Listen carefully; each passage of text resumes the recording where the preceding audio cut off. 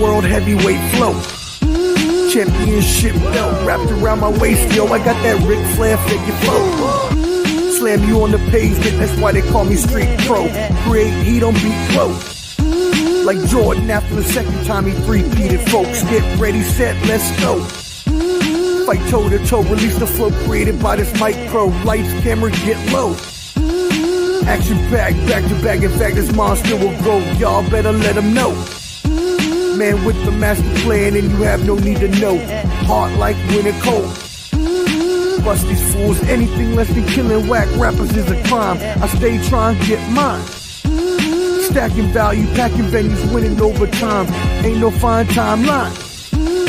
Open your eyes and looking for the best, and this is what you find. Game is only for the bold. You came prepared, now get ready for the show. Introducing from parts unknown, your UFC and combat sports insider, Clever D, the Combat G, and the sports professor.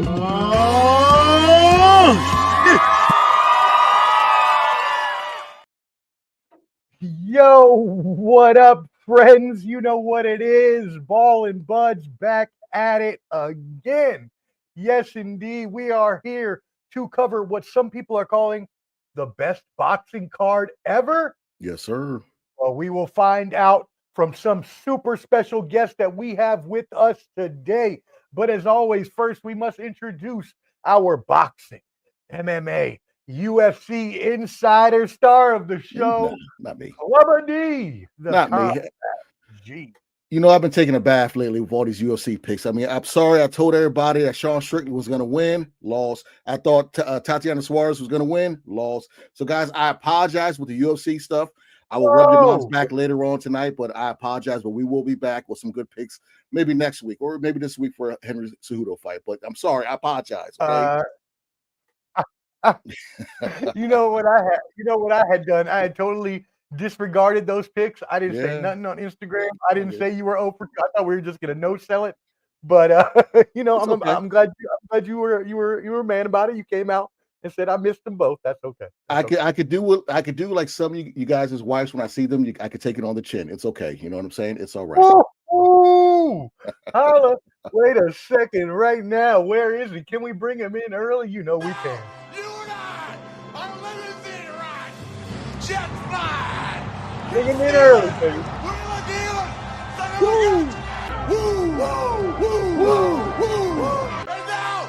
Oh, yeah. All right. And on that note, let's bring in our special guest for the evening. We were super excited to have them both with us to here today. First, we got Josh representing 86 Boxing. What is up, brother? Salute, what's going on, Omar Clever D? I'm going to show you how to make picks and get them right here, buddy. I'm going to show you how to get them done. We already starting. Salute to you all. Oh, wow. 86 Boxing, 86 Sports, too. Hey. Doing it all. And I like that shirt. Yeah, what type of shirt you wearing? Chappie right there. Jack Blackburn, classic boxer. I got a video on him on the 86 Boxing channel. Go check that out there for sure. You know, got the QR code that links to the video right there. There you go. You know, hey, that's how I'm doing it right here. You see that? Morphing the old with the new. Salute to you. Appreciate you there. Once again, though, go ahead and hit those socials for everybody so they can know where to follow you at. Oh, yes, indeed. Yes, indeed. At 86 Boxing on everything. Right now, I'm streaming on 86 Sports. That's another one we're taking beyond boxing, all of that good stuff. So we have it on the 86 Boxing Twitch, 86 Sports YouTube. We're out here doing the thing. Salute to Rodolfo out there. I see you. Oh, well, there he is. Hey, there you go. All right. And we got a shout out from Skywalker. We'll talk about him in just a minute. But up next, another distinguished guest to join the program. Go ahead and introduce him, D, because I know you like the his nickname. It's heavy on the poppy, okay, light on the yayo. None other than Poppy Tune Yayo. Yeah, buddy. Poppy Tune Yayo. Heavy on the poppy, light on the yayo. That's right. What's happening, panel? Good to see y'all again. Happy to be doing this boxing talk. You know what I mean? I love it. We're ready to rock and roll today. every time Clever D says that, I pop so hard. It makes me laugh. Oh, it's like All right, Skywalker popping in. He's hopefully going to join us today, but he says running around listening. Hey, if you can't join us, brother, it's all good. We will hold you down. Be safe on that flight tomorrow. I know he's going to check out a fight. He's driving in, I believe, Albuquerque, right? Or right? He's Is that where it is? Or El Paso. Mexico? His hometown. Oh, shout out Jose Diaz. Thank you for tuning in, brother. Let us know all your comments there. Bud Files as well. Hello, thank you. Rodolfo Rivera. Salute, brother. We appreciate that. Yeah, and thank you all, everybody, for tuning in. Make sure y'all tap into all the channels here. 86 Boxing. Papi Chunyeo got a new IG, so make sure y'all follow him and help him out with that. And as well, don't forget about Clubber D. He's on TikTok at clubber.d. I'm dancing on there. Yep, and you can also catch him and I at Ball and Buds everywhere. BALLANDBUDS everywhere, and there's a handy QR code, up at the top, so you can use that as well. That being said, let's kick this bad boy off, gentlemen. Wow, what a card we have this weekend. We're gonna go through each of the fights, give our predictions, but first, let's just get a little bit of thoughts about how huge of a card this is that Turki Al-Sheikh has put together. Clubber D, start us off.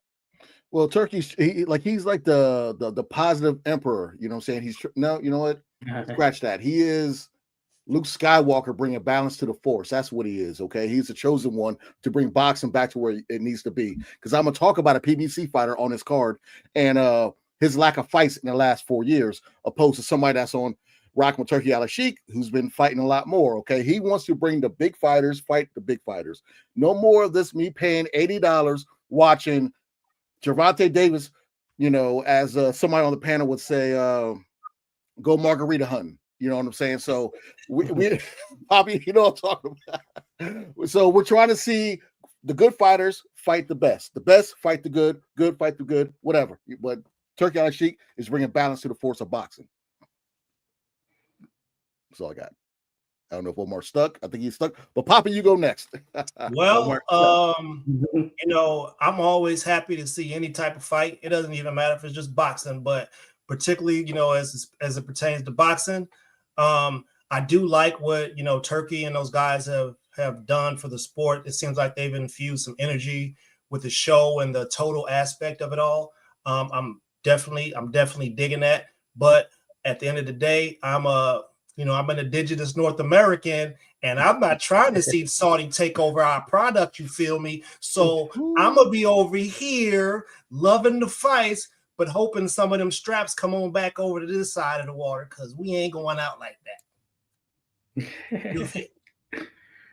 Hey, Josh. No, I'm with Ernest there. Turki might end up being Darth Vader. Don't get at me, Turki. Don't get at me. You know what I'm saying? But no, I'm happy to see it. It's a takeover. And hey, we are getting the fights we want to see. They're paying the money. And we'll see how it all ends up. But right now, so all is good. Boxing's on the up and up. I will say that. Well, doesn't Turki have, he's going to have a match room. He has a match room. Queensberry, soon to be Top Rank, who's leaving ESPN, and he bought the Zone Boxing and Queensberry, Golden Boy. He has Golden Boy also. So only thing missing is PBC. So he's Thanos. He's Thanos right now. My man has bread. He probably got some of the draws some of y'all aunties threw on the stage at the Elvis. You feel me? Like, he got that type of money. So if y'all understand, like, to spend $1 billion, you could spend $10,000 a day for 1,300 years. Great. Got long money. I mean, Kid Austin's about to get $1 million for this fight. We'll talk about that later. But Kid Austin's getting $1 million, and that's nothing to him. Yeah. Crazy. I mean, that money that he is throwing around to make sure that he gets these fights that the people want is crazy. But at the same time, I mean, it's awesome for us as boxing fans to be able to get all these fights that we were talking about and wanting to see, and no one could ever get it done. And he stepped in and said, no. everybody. He was like the $1 million man. Everybody got a price. You know what I mean? My thing is, and he's doing this, and we're only paying $25. Yeah. I don't mind waking up or going to the gym, watching this at 12 o'clock on Saturday morning. I don't mind doing that. Okay, so $25, watch a beast card instead of paying $80 for a non-title fight, which I loved 2 or 3 weeks ago. So just saying. True. The fact that fight was a non-title fight, it just blows my mind. But We'll be seeing a lot of that if Turkey take over, you know.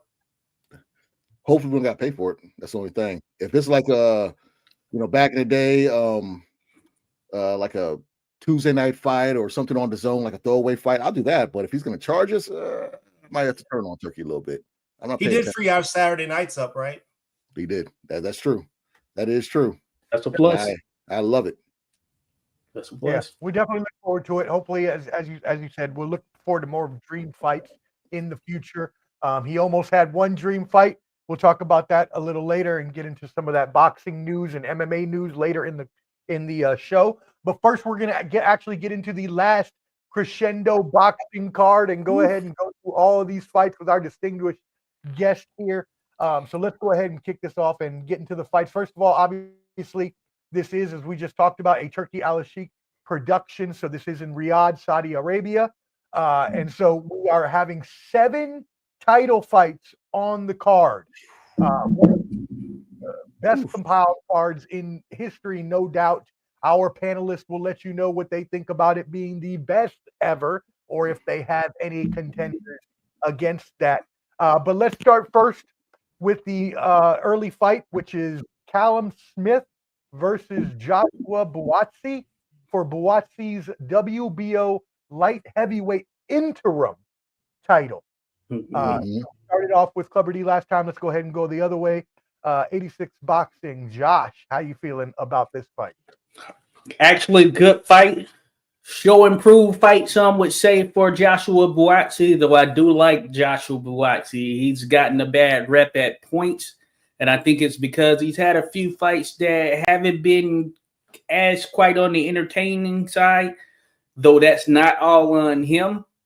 That being said, he's also a guy who there were high hopes for. He was initially with Anthony Joshua's management, or at least under the management and guidance of Anthony Joshua. That may still be the case. Of course, he was with Matchroom at one point.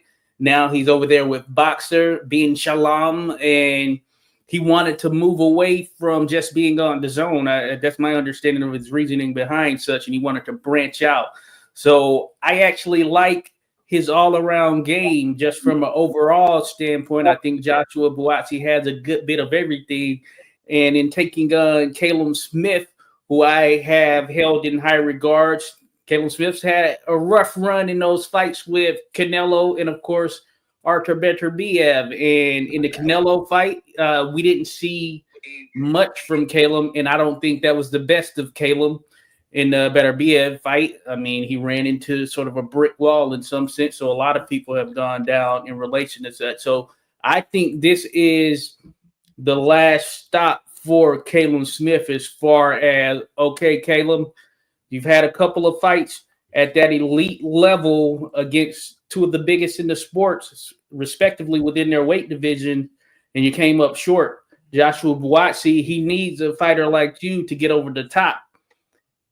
It's going to be revealing as far as what Callum does in this contest, because I do feel that if he isn't able to get over the hump here with Buatsi, then that's probably his last big shot at really making some noise as far as the title scene is concerned. And for Joshua Buatsi, I feel like the time is right now. I do lean towards Joshua Buatsi to get it done. I think just from his overall game, that youth that he has on his side, though probably not by a ton of years, he does have youth. And I think that he's going to understand and live up to this moment, despite some of the fights that may not have been as glamorous that he's had here over the last couple of years. I do think he's a top-level guy, a guy capable of winning a world title. I say that, capable of winning a world title, and I think he'll show that. Yeah, and you mentioned it right there. You said he is younger, and he is younger, but the age difference is not that much as most people would think. Callum Smith is 35 years old. Joshua Buatsi is 32. But Callum Smith does have the experience edge, having 32 fights, 2 of them losses, yes, but 32 fights to Buatsi's 19. Papi Chun, what you thinking about this fight right here? Yeah, I'm kind of in agreement with Joshua over there. Honestly, I feel like Smith did miss opportunities. Well, you know what? First of all, before I say that, listen, shout out to Champ Ross and Fantasy Boxing's Prediction League, right? So that's a channel where we do this boxing thing. We pick about 20 fights a week sometimes, and there's a record that's there for the eyes to witness. And y'all must know that your boy Papi Chun here we go. top 3 in every category and almost winning that thing. So I'm good with this. You feel me? All right. Now we got that out the way. I knew to throw that out there. I knew it. Oh, and listen, bro, you can check my record, fam. I'm good to go always. You know, no bias here. And I was picking Shakur to lose. If y'all was I'm just playing. Oh, yeah? You want to see what you look like? No, back on topic. Smith, you know, I always enjoyed watching Smith fight. It was a big letdown for me, the way that he took on Canelo. And I do agree with that, you know, this is like some last chance type-ish. And I hate to say it, but man, this feels like some Jack Catterall type stuff. You get what I mean? Like, you should have won, had to win, should have been this, you just never kind of got there, and the time ran out on you. So I do, in the fights that I've watched with Buatsi, he's 19-0 with 13 knockouts. Usually I would go and pick him by KO, you know, but in the last couple fights, I've noticed that he hasn't had much variance on how he delivers his power. And what I mean by that is if he's throwing power at the same rate for the whole fight, whereas the opponent could get used to feeling the power, right? So I think that with him throwing the power that he did, the way that he used to in all the other fights, I think that is what caused him to get a little bit tired at the end of the fight. So if he's going to have a gas tank problem here and not switch it up, I think Kayla could give him some problems and outpoint him. But to be honest with you, I'm taking Buatsi by stoppage, KO 9. Okay. I think he figures it out and he stops him in the 9th. Interesting. We'll go ahead, Omar. So, I mean, Buatsi, his last fight was in I think it was on the Dubois and Anthony Joshua card, I believe. That was kind of to showcase him. It was back in September. I could be wrong, but I know it was in Wembley. And he won by split decision against Willie Hutchinson. And yeah. That is right. I figured that'd be like a showcase, you know, show your talents, and that was a split decision. And I had him winning that fight anyways. I think for this fight, I think he's going to win by decision. I don't think he's going to be super impressive. I could be wrong, but I think he's just going to win by decision. And with Smith, the weird thing about him, when he lost to Canelo, because Canelo's just punched him in the arm the whole goddamn fight, that was when Beterbiev, they stripped Beterbiev for the second time for the WBC belt, and that's how Canelo got that, instead of just getting the WBA belt when he beat Callum Smith. Just want to throw that out there. Yeah. Because I read it. That's one thing Beterbiev hates is that they threw that belt in there with that fight. But no, I think Buatsi, I think he's going to win by decision. I don't think he's going to dominate that much. But I could be wrong since I'm not top 3 like somebody I know. Hey, can I correct the record? I don't got my glasses on right now. I actually got Buatsi split decision on my paper. Oh, okay. Same talking points. Yeah. I think he's going to have to manage his gas tank and the way he uses his power. But I got him by split decision based off of the similarities. I feel you. I'm actually a combination of both you and Clubber D. I agree. I think that Callum Smith, although he does have 2 losses, is a experienced fighter who is very tough and is going to be tough to get out of there. So with Buatsi only having 13 out of 19 is pretty good. But I agree with you. We'll go to decision. I'm going to say split decision for Boatsing as well. That's Awesome. All right, let's go to some comments here. Thank y'all. They're coming in real quick. We can't even keep up with them. T. Roy, shout out. Troy, what up? Hey, he says, loving the energy on the show. I need a parlay to put a hundo on. That's a good dude right there. That's a good dude right there. Well, don't worry. You keep listening and listen to those picks. You heard the first fight. We'll keep it on moving. On Beterbiev, he is not fighting Bivol. So They said he wanted to break. That pissed me off after he beat Morel. I didn't like that answer. Let's see. Give me all your predictions for the card, Chun, so I can make a parlay. Hey, they coming. Hey, take notes, everybody. Skywalker, he got better after Canelo, in my opinion, even though he missed some big opportunities. After the Canelo loss, Smith had a nice highlight reel KO. And then what else we got in here? Okay. All right, cool. And everybody else just saying what's up. So let's go ahead and give a shout out to everybody else rolling in. Moss, what's good? We appreciate Most. you. Is that Most or Moss? Oh, I thought it was Moss. okay. Moss. You're right. Thank you for tuning in. Danny Daughtry says, "What's my fighting?" Yeah, well, guess he got sick. Ed Austin said he was good. The doctor said he was good. Angel Diaz, my sources are telling me, where can I get Morel against Berlanga? Anybody got any sources? Berlanga's fighting. Berlanga ain't ready for that. Yeah, he ain't ready for that. He's fighting in Puerto Rico like in a week or two. Like I think in March sometime. He don't want those trials. I'll tell you that. He don't want They're that. in different weight classes too. So yeah, he would have to move up. Okay. Yeah. Okay. So they would have to move up for that. Let's see. He says, okay. Rodolfo, thank you for tuning in, brother. Appreciate it. The odds are going to be fire. Every fight is close. Yep. Yeah. And if y'all hear my dog snoring, let me know and I'll throw something at him so he can wake up. He is out. Good Lord. I didn't hear him, but now that you said it, I'll probably end up hearing it now. Yeah, if you hear, let me know. I wouldn't. All right. The next one up, Zheli Zhang versus Agit Kabayel for the vacant WBC interim. Another interim fight title here. There's 4 interims on here. So WBC interim heavyweight title. And so obviously we remember Zhang from the knockout that he gave Deontay Wilder that possibly sent him into permanent retirement. But Zhang has 2 losses and 1 draw on his record, and he's going up against the undefeated 25-0 German Kabayel.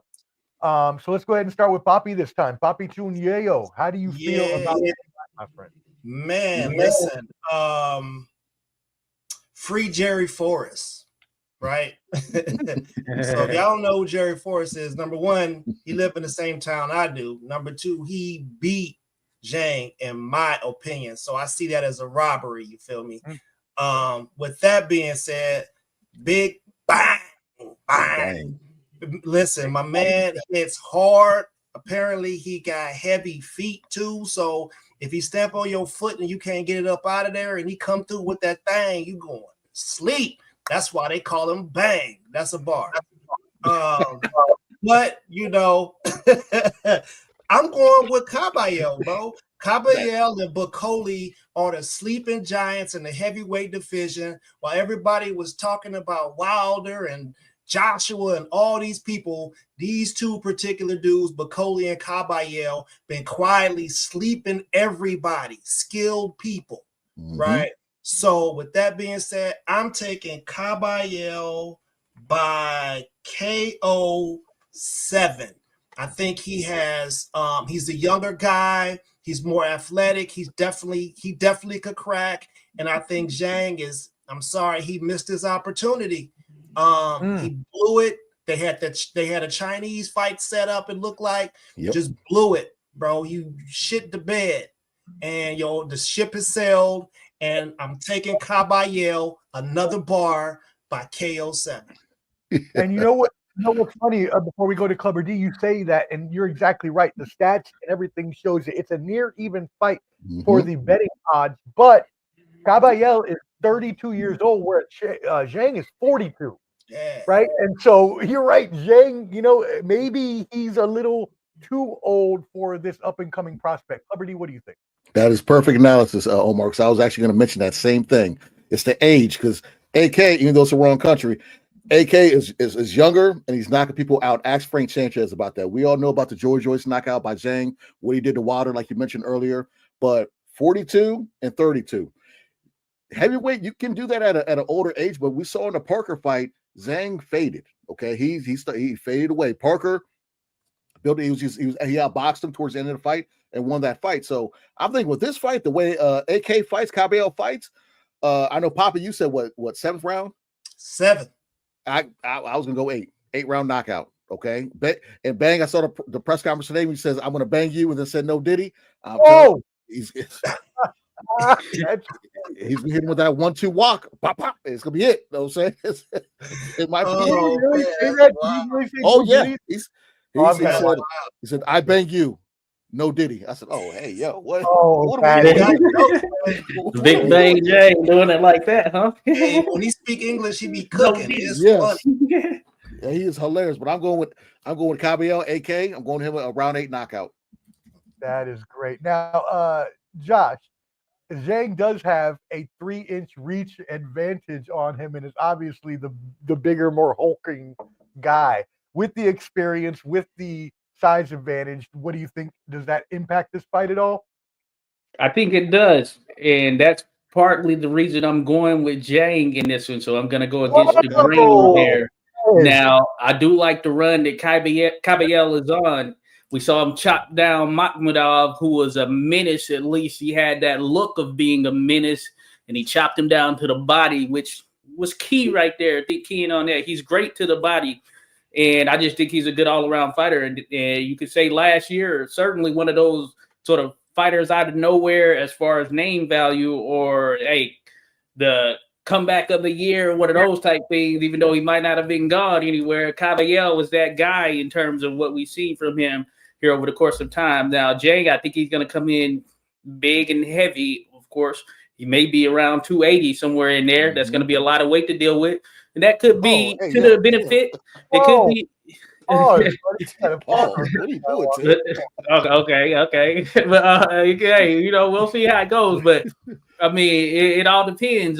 So maybe Cabello focuses on the body there. But what I think is that Zhang understands the magnitude there. I had a video on my channel. It was called The Curious Case of Zheli Zhang. This is on 86Boxing channel. I did it back in like 2021 because I found it to be very interesting because he was this older heavyweight from China of all places, and he was making he was vying to get to heavyweight championship status. And I kind of questioned and wondered what had happened. And this was a little bit after that Jerry Forrest fight that Ernest mentioned. And Jerry Forrest gave him a run for his money for sure. And that's one that could have gone the other way. But I think that something sparked after that fight. He changed some things up, and he saw the fruits of it. And that Parker fight, in which he kind of was lackluster, though he dropped Parker twice, I think that was sort of an anomaly in the situation to a certain degree, though I really liked Joseph Parker, and I actually thought Parker would provide a good deal of competition to him in that contest. And I think Zhang, at this point, he knows that, hey, this is the opportunity at stake. If I'm ever going to get to this title, if I'm going to live up to what the expectation was here with this fast track, then this is going to be the moment. And I think that size is going to factor in on Cabello. And I think he ultimately stops Cabello probably around the same time that you all think that Cabello is going to stop him. 7-8 rounds. That's where I'm going with right there. We'll get that shot ready for next week. Hey, man. Josh said Chinese Shrek is getting ready to drop the Chinese Shrek? Oh, my God. Somebody told me that Jay was one of the dudes that jumped Chris Tucker in Rush Hour Part 2. Like when he went to that. Yeah. Which one of y'all keep moving in slow motion? He said, "Which one of y'all keep?" So when you look at this dichotomy between these two athletes and their age difference, and the fact that obviously with the two records that these fighters have, one is coming in, they brought him in undefeated, hopefully that he could get the win against a name opponent in Zhang, but also when they put Zhang in there, they had to know that he's going to go out on his sword no matter what. So at this point, he's going in there to throw everything, caution to the wind, as they say, right? And throw anything he can to try to win this fight. So while I think that does give him an advantage, I was actually born in Germany. Wait for it. And, and I was waiting for it covered to you. You didn't say it. I'm not gonna say it. I'm not gonna say nothing. And military base means it's a military soil, but go ahead. Every time I was born in Germany, so you're born on a military base. Okay, so yes, I was. Anyways, I'm going with my countrymen. I'm going with Caballero for the KO. I don't know. KO. I don't know. They can't go longer than 7. I don't think. KO 6. KO 6. Okay, so we got. All right. What do y'all think about that fight? Who do you think you're going to win? We've been going through these comments, so go ahead and get a couple more real quick. Let's see. We got Morning Wombat. Thank you for tuning in. Zhang has to look for the finish. He doesn't have the cardio to outbox Caballero at this point. I was just thinking that when I was thinking how long they could Good point. Big. That's very true. Danny Daughtry, he's a beast. Shout out Danny Daughtry. Thank you for tuning in. Wombat again, also taking Bacoli over Parker, even on short notice. Bacoli reminds me a lot of Big George Foreman. His power, accuracy, and durability will be too much for Parker. We'll be getting into that fight in just a little bit. Let's see who else we got here. He did add this to that. Let's not forget, and this is what you were talking about, Josh, when you responded to the comment earlier. Let's not forget that Parker didn't have enough sting on those shots. So we want to acknowledge that you did put that out there earlier when Josh was talking. Shout out to Brian Corbett. Peace to the panel. We appreciate you, brother. Brian. Everybody, make sure you tap in with everybody. 86 Boxing, Papi Chuneo, Skywalker, Boxing Media, and Ball and Buds. Elizabeth Gilbert, greetings, gentlemen, she said. Thank you for tuning in. Brian Corbett again. Zhang looks like a kung fu flick villain. That's what Clever D was saying. Rush Hour, right? Let's see what else we got. Zhang Hergovich. What's this right here? Another Kung fight. Fu Panda Bear. My dog started snoring and kicked the dang on door, so I had to put myself on mute. My bad. Good point on that fight right there by Skywalker. I was thinking about that. That was a close one right another there. Fight that could have went either way.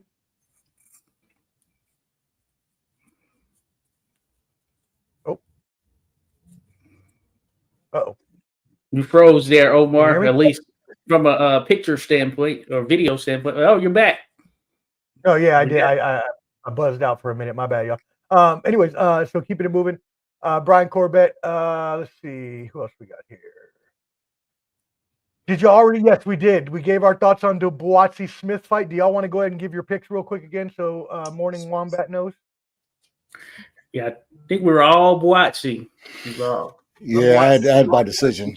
Split decision for Boatsy for me. Cool. Yep. And I think then it was a majority decision. Cherise versus Adames is the number one. We're getting to that in just a moment. That's a good one right there. I'll be to that next, actually. Give me just a moment. We could do. You want to do that, or you want to do whatever y'all want to go to next. What do you want to go to next? Because that was at least a title fight. Whatever. We all want to do. That's next on my list. Okay. Let's rock with it. All right. So Carlos Adames versus Hamza Shariza for Adames's WBC middleweight title. Mm-hmm. So first of all, this is 21-0 is Hamza. So undefeated, and he's going against Adames, who's 24-1. So he has one loss here. This is a 12-round fight. Josh, we ended with you last time, so we'll go ahead and start with you this time. How do you feel about this fight? I think it's a good fight, very good fight, and probably a needed fight for both of them, considering they're not fighting Janabek Alimkhanuly, who is another guy who's considered to be the guy at 160. Carlos Adames, I mean, a lot of people back him. They've seen what he's done. His only loss is to Teixeira. I think it's Patrick Teixeira. Yep. And that was a good fight, good contest that he was in, and good back and forth in that contest. And Teixeira pulled out a performance. That being said, Adames, big, solidly built guy who can box, and I believe he's Dominican, right? And usually, yeah, those guys from the islands there, they can box. They know about it from a skill and fundamental standpoint. So that plays in his favor as well. But since I've seen Hamza Shiraz, I've just felt, given his size, his fundamentals, man, he has such long length to him there with that jab, and he knows how to throw that right hand right behind it when he needs to. I just think that's going to be a problem for a lot of people there at 160, and he's eventually going to move up. He has the frame for such, in terms of, we've seen some guys who are tall and slender, and you're like, okay, they probably have some limitations as far as moving up. Like, for instance, take Sebastian Fundora. I was like, he's only going to go so far, but Shiraz, he looks like he's going to finish at 175, maybe even cruiserweight.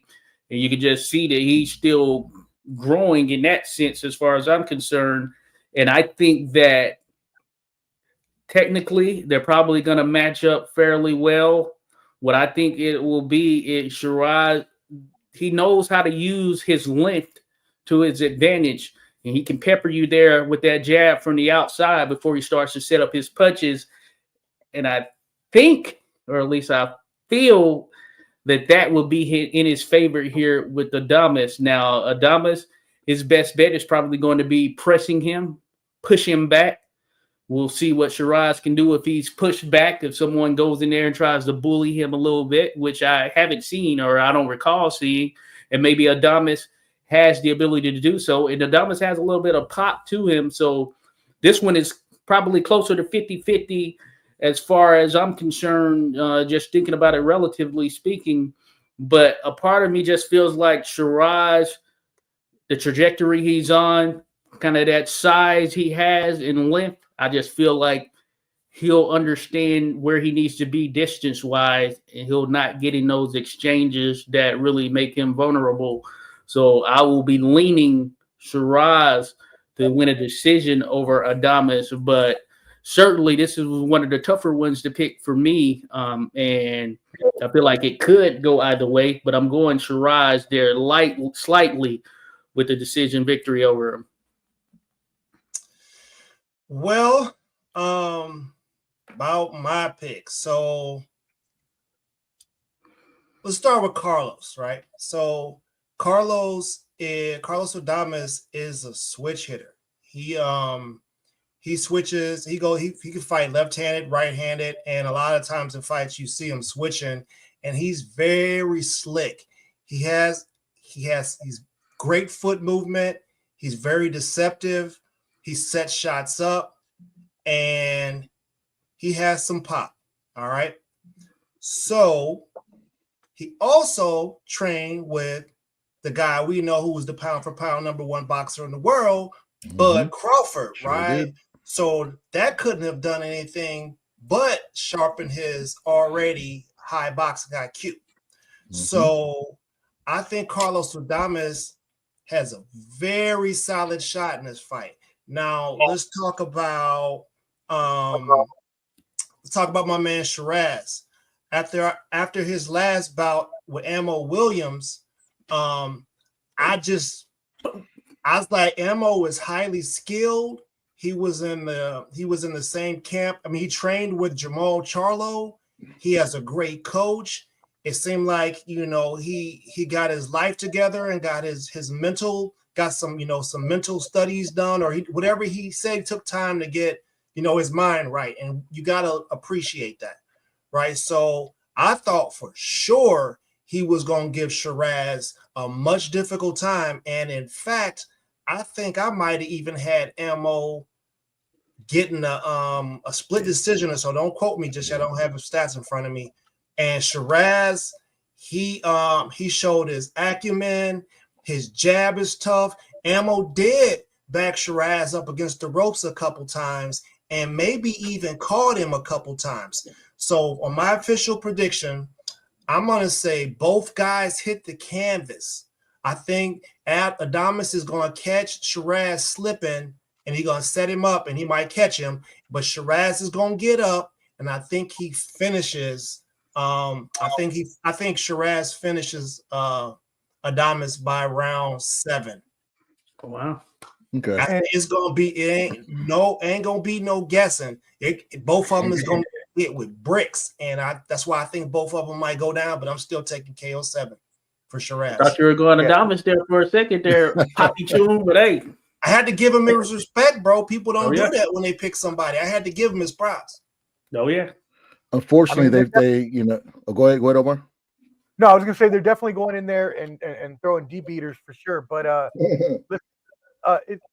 I want to say one thing before we get to Clubber D. You both hit on it, and it's been in the comments. Skywalker was hitting on it too.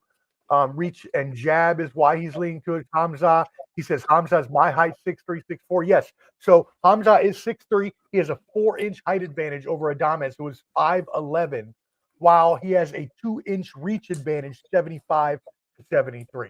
So I just wanted to add that in. Clubber D, how do you think that'll affect the fight? And that's exactly. I'm glad you guys touched on that, because that's exactly what I was going to touch on. 2 things with this fight. Like Poppy mentioned, the Emma Williams fight. I believe that was with the 5 versus 5, the matchbook versus Queensberry, and I think he was actually on that card this past September in Wembley. He knocked dude out like in the second round or first round or whatever, something like that. It was it wasn't for your favorite belt, that British belt. You know what I'm talking about. That thing colorful, ain't it? What? But this is my thing with this fight. Okay, Hamzat, they are treating him like a fighter they want to build. Okay, he's fought 4 times in the last year. Carlos Adames, who's with PBC, I don't know if he's still with them. He's fought 4 times in 4 years. Wow. So with that bit of ring rust and the way that Hamzat fights, he's going to use that 6'3", long reach. He use that frame to set him up and try to get him up out of there. And for me, with this fight, I'm not going to touch on everything you guys touched on. You did a great job talking about Carlos Adames, and I remember him watching him fight J-Rock on PBC, and he got him up out of there. So he's a great fighter, but there's something has to do with a younger fighter and ring rust. And the younger, bigger guy who's more active always has a better chance than me. So I feel like Carlos Adames is going to get knocked out probably in the 4th round. I got Hamzat in the 4th round knockout. Because look at it like this. One last thing. I was looking up his record. 15 out of his last 16 fights have been TKOs for Hamzat. He's been getting these guys up out of there. There's no decisions. So he don't play around. He got something to do. Yeah. Hamza is a 230 favorite on the betting odds, 180 underdog for Adames. Actually, as we all said, though, they're going to go in there and they are going to throw some blows. Like, they are going to fight. They're going to go at it. They are going to try to both get each other out of there as soon as possible. I side a little more with Poppy Tune here on this one, but I do think that Hamza is the better fighter here and will win this fight. I do think they both get knocked down. I don't think there's I wanted to pick a knockout, and now that you're saying that TKO, I didn't know that TKO stat. That makes me want to pick a T. You know what? I am. Now that you said that stat, we'll go TKO. We'll go TKO. Let's say TKO 7 for that. All right, cool. Well, let's go through some comments here. Skywalker added that Adames is a good insight fighter. Yep, and Josh, you mentioned that earlier. Morning Wombat. I'm a big believer in Shiraz. He has the best jab in the division. Agree with Josh. 86. His size will give many guys problems. I watched the fight with Ammo Williams, and Shiraz shows great composure. He also says, especially for someone with little experience at the highest level, Tyler Denny was a good European level middleweight. Josh, what do you think about that? No, I agree right there. And he handled Tyler Denny easily for the most part with kid gloves, one could say. But I think Clubber made a very good point in terms of, I was trying to think of when I last saw Adames. Certainly not enough of him that you would expect for a fighter of his age and caliber, and I know a lot of that isn't directly in his control. That seems to be a situation with a lot of PBC fighters at this particular stage there, and I think that might be one thing that haunts him. So I picked decision, but I think that inactivity could play a role. And I understand why you guys are going with stoppage victory there. Question for you guys: you think I mean, that division? Everybody knows that division is not as, not as hyped up as other divisions. They don't got a superstar. So right? Janovic has 2 belts. You think he's going to be in attendance since he's top rank, and top rank's going over to the zone? Do you think he's going to be in the ring after this fight for the winner? That's a 3-belt unification right there. They could work it. This is we talking 160, right? Yeah. Janovic got 2 of the belts, I believe. ESPN, they got something to say. They got their boy Xander Zayas. But Top Rank's leaving them though. Top Rank's gone. They're not. Yeah, Top Rank is in the fishnet. Turkey got him. Hey. Yeah, so Turkey got Top Rank is on. They on them hookahs now. I watched the last fight and it seemed like they had the tone was a little bit different. It didn't sound like Disney was running them. You know what I mean? And why was it? Disney running the tone a little bit different? Why was Abdullah Mason on the main card? Why was like they walking over the bridge real slow? I was pissed about that because shout out to Keyshawn 757 stand up, Shark City Norfolk champion, WBO champ. I got a problem. Why wasn't Abdullah Mason on the main card? I guess because they were in New York, and they wanted to go with Xander. I know he was a prime. No, Xander's fine. Xander's fine, but but you're right. Start the show with Abdullah. Oh no, the disrespect was next level. They had Shushu Carrington on there, and they was talking to him, and he's ranked number 1 in 2 category, in 3 divisions, and 2 in 1 division. Or no, he's ranked number 1 in 2 divisions. He's ranked number 2 in 1 division. He's 4th in another. And ESPN had him ranked as their 8th best lightweight. Like, how is he number 1? He's an average of 2 in every division, but you got him ranked number 8 and you put that on the screen and didn't say it to his face. We see what you're doing, but you got to walk over the bridge, baby, and come on over here and holler at us. That's what happens when you fight on Jake Paul's undercard and make your own money. Lightweight pretty stacked now. I will say lightweight is pretty lightweight division. A lot of hitters there for sure. I only thought the main card. Of this event, but for sure, Abdullah Mason must see TV right there, man. Yeah, his last fight when he got knocked down, got up, got knocked down again, knocked dude down, is back and forth. How do you not have him on TV again and build him up? I don't know. Yeah, that's true. Shout out to my guy Brent Bovell, who was officiating that fight. He taught me a lot of stuff in the officiating game, and classic right there in terms of just that sheer back and forth that was involved there for that short fight. I feel you. Yeah. Yes. Now, Abdullah Mason is great, and I mean, we've talked about disrespect on this program before. Fighters not being on the main card when they deserve to be there. Just wanted to answer your question though, Josh, just to clear it up for our fans there. So he's fought once per year in the past. Since 2022 has Adames. He fought Juan Macias Montiel and had a win. He fought Julian Williams in June 23, had a win. And then Terrell Guasha was his last opponent. Oh, yeah. So it's that BBC Russ. Ask Earl Spence about it. You know what I'm saying? The recipe no good. Right. I don't know why they think that's good over there, but some payment plans. Somebody said they was on a payment plan. They give them about 4-5 racks up front, and then they be on a payment plan on a monthly plan.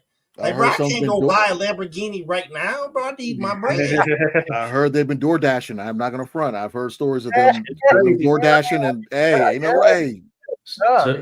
Hey, supposedly they might be looking for a new home at some point too. The rumors, at least, we'll see. Wow.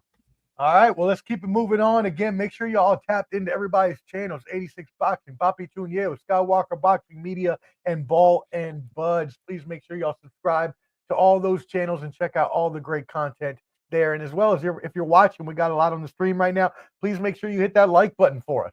Helps amplify us in that algorithm there, so YouTube will get us out to more fight fans that want to hear this great analysis. Moving it on, Shakur Stevenson was supposed to fight Floyd Schofield in a fight that I was really, really looking forward to.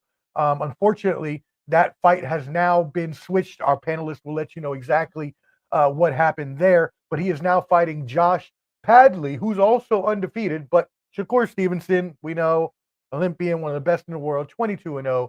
Josh Padley is 15-0, late substitution. Let's go ahead and start. We started with Poppy last time. Let's go ahead and start with Clubber D. Clubber D, what do you think about this fight and the late substitution here? Well, I'm gonna start with the allegations that Floyd Schofield, aka Kid Austin, him and his father, or maybe his father, had. First, it was a masseuse that poisoned him, and then Shakur Stevenson said that my masseuses aren't even over in this country. What are you talking about? And then it was food poison, and they had a picture of Kid Austin in the hospital. You look at his weight; he was on par with his weight. He's only about 3 pounds over, so the weight wasn't an issue. And if you haven't hit the like button, go ahead and hit that right now. I'll wait 2 seconds. I want to see 1 like, 2 likes, somebody. 3 likes. Oh, I'll keep going. But anyways, so then they said it was food poisoning. The doctors recently just came out and said that there's absolutely nothing wrong with him. Shakur Stevenson called it on the on Andre Ward interview, saying that the kid wasn't ready. He didn't look too good, things of that nature. Maybe he should have called Justin Tucker or Deshaun Watson and got a different masseuse. I don't know. I don't know. You know what I'm saying? He doesn't have the complexion for the protection. But hey, if you got a different masseuse, he would have been okay. But so Clubber D, his mom blamed Shakur Stevenson's camp online for this. Did you see that? Yeah.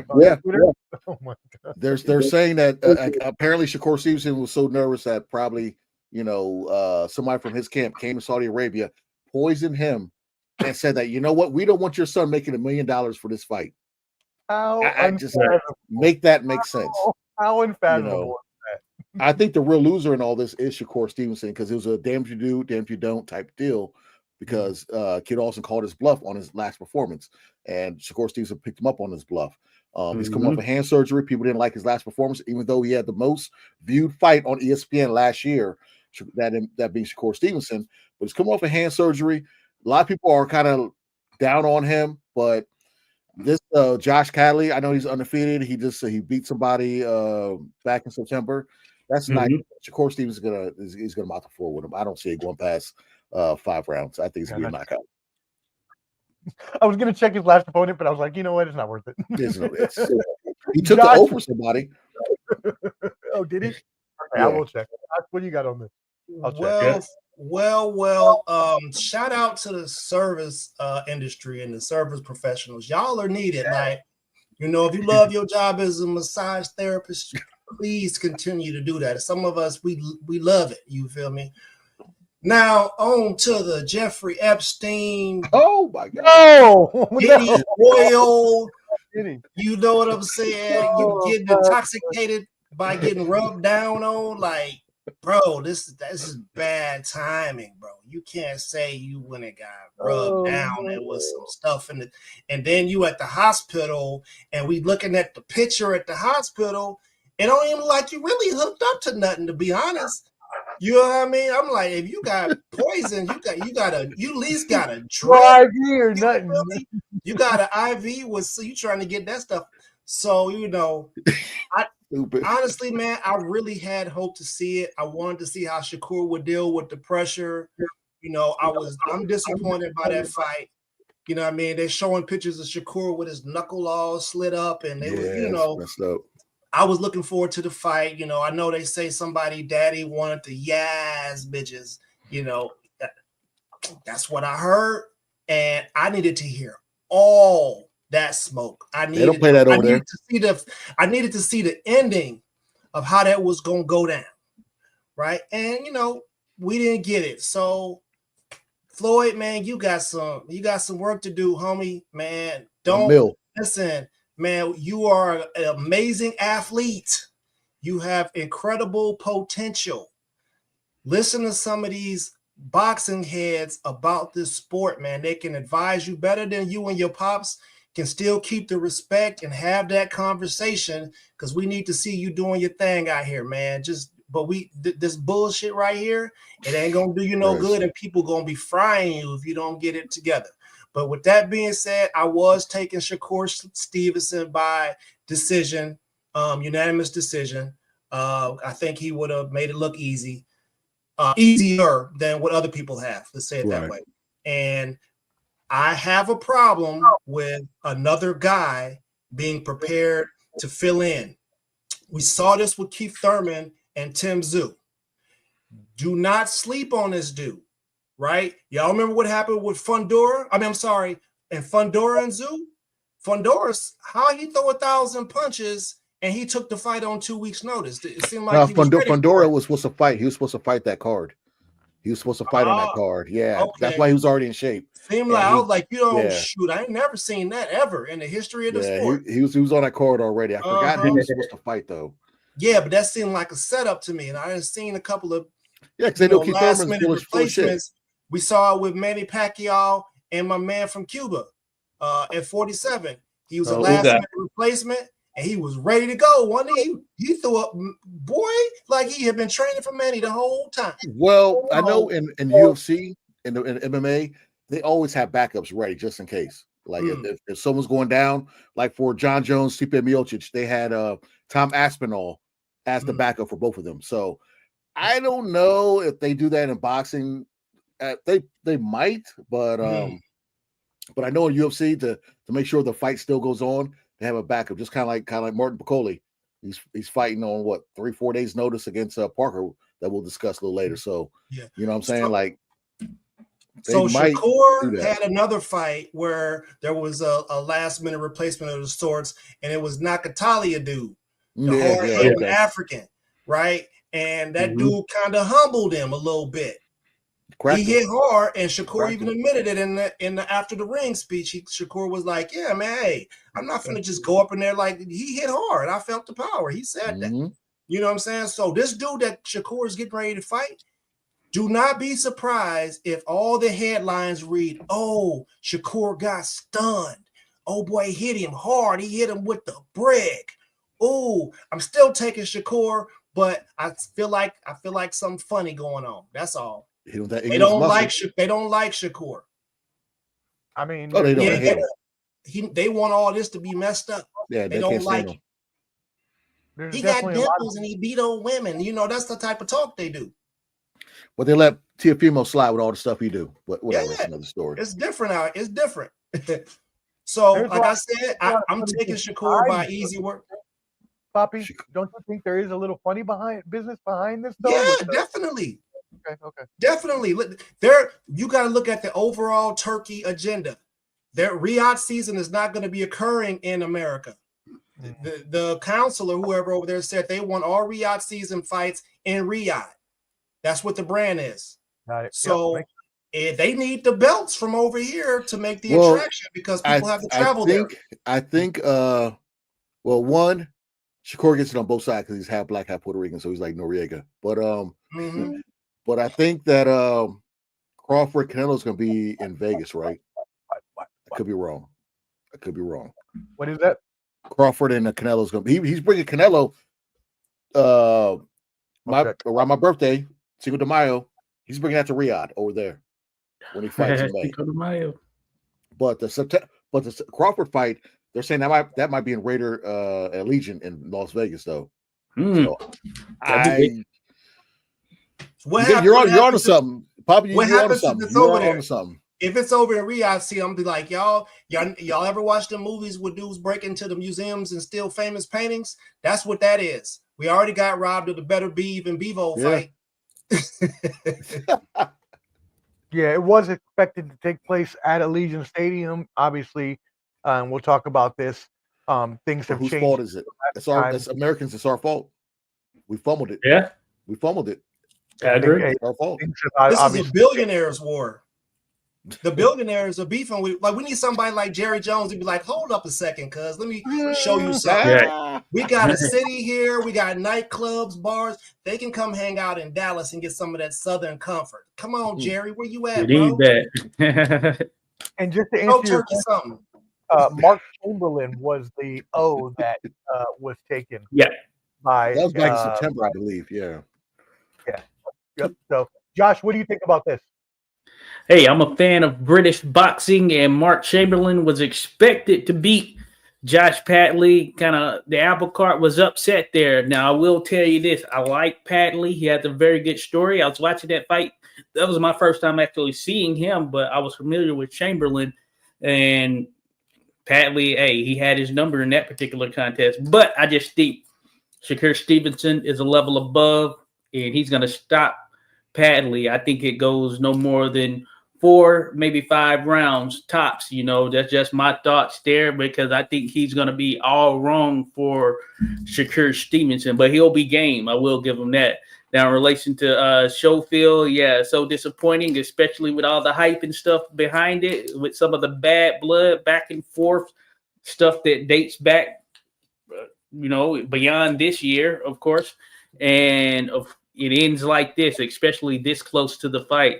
My buddy Denny, who was on, who's from out that way, they do some sponsorship for Kid Austin, and he's pretty adamant that there's more to the story. But I love you there, Denny, but hey, I'm with my people here on this thing. I don't know what's the deal there with old freaking Kid Austin. You can't just let this happen at this particular juncture and all that stuff. I saw the picture here recently. I didn't know the little backstory of them posting it. I'm never a fan of when you got to go about it in that manner. Of course, when it's something like a sickness or an illness, we're not seeing any. I understand if you got a cut that, like, hey, you see, I can't do this right here. You see my hand right here is swollen. It's the size of a grapefruit. But when you're talking just a specific illness, hey, we can take his word for what he says, and there's no disrespect to him or whatever. So I'm going to give him the benefit of a doubt. Maybe there's something's wrong. There was or is something wrong with him. But that being said, a fight of this magnitude, man, it had to be something super duper serious right there for you to pull out, especially with your biggest payday on the line right here. If you're talking about a meal, then maybe it's really something wrong with them, to that degree. But I will say that I was favoring Shakur Stevenson to win that matchup. Decision, maybe late stoppage, but I was probably gonna edge more towards the decision, and I think it would have been a unanimous and clear decision. But it's unfortunate we don't get this one right here, and we'll see how Schofield bounced back. I can understand if Stevenson doesn't want to even entertain it again. So maybe Schofield against Keyshawn Davis, that's the one I wanted to see, but then he'd be getting a title shot at this particular stage. Exactly. They can't get another one. Can't get a title shot off of this situation. So very interesting. Those are my thoughts on it. No, you can't get a title shot off of this. And let's think about this logically, gentlemen. When I look at a situation like this, especially when it comes to doping in sports, we see these cases all the time in every single sport. It's not just boxing. It's baseball, it's basketball, it's football, it's whatever. People get caught all the time for some kind of performance-enhancing drug. Everyone wants to get that edge that is going to make them that much better. But if we look at this from all sides of this, there's the fact that the payout that he's now missing out on. There's the fact that his mother was online, God bless his mother, but they're trying to accuse his therapy team of contaminating her son.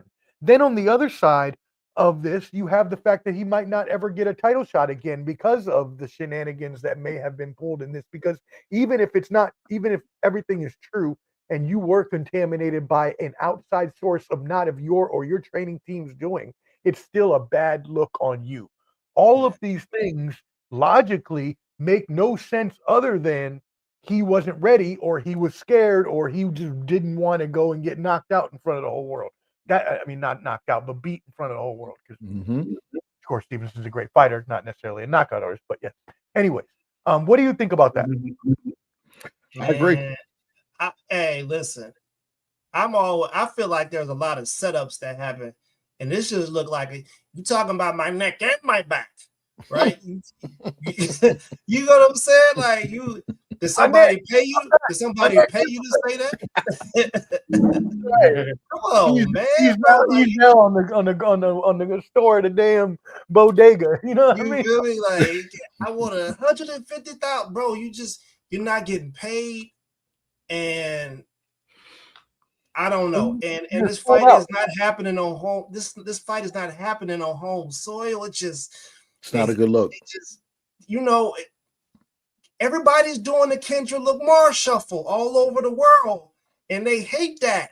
You know what I mean? Everybody's doing it. They love it, but they don't like where the source of it. They want, I'm telling you, man, I feel like they're trying to hijack our sport and just take it all over. And Shakur, I hope you on your P's and Q's, my dude. Don't get caught slipping, because they ready to talk they gonna talk about you until all the way up until your next fight. Yeah, but come on now. Look, Padley is going to crack. He is going to crack Shakur. He's going to be reckless. He's going through the front door like he might be reckless. That's why I said it's gonna be like a 4th round knockout, because I think that he's getting an opportunity for a lifetime. And Shakur's that's a 3-division champion, silver gold medalist, should have been gold, but whatever. Andy Cruz, he can catch Cat. I think that the first round, Shakur's gonna be cautious, and then Callie's gonna go for broke because he's not. What's his conditioning right now? He might have 5 rounds, maybe 6 rounds in him. So he's gonna go for broke in the first 2 or 3 rounds, and I think Shakur's gonna catch him. That's my personal opinion. Yeah, he's not.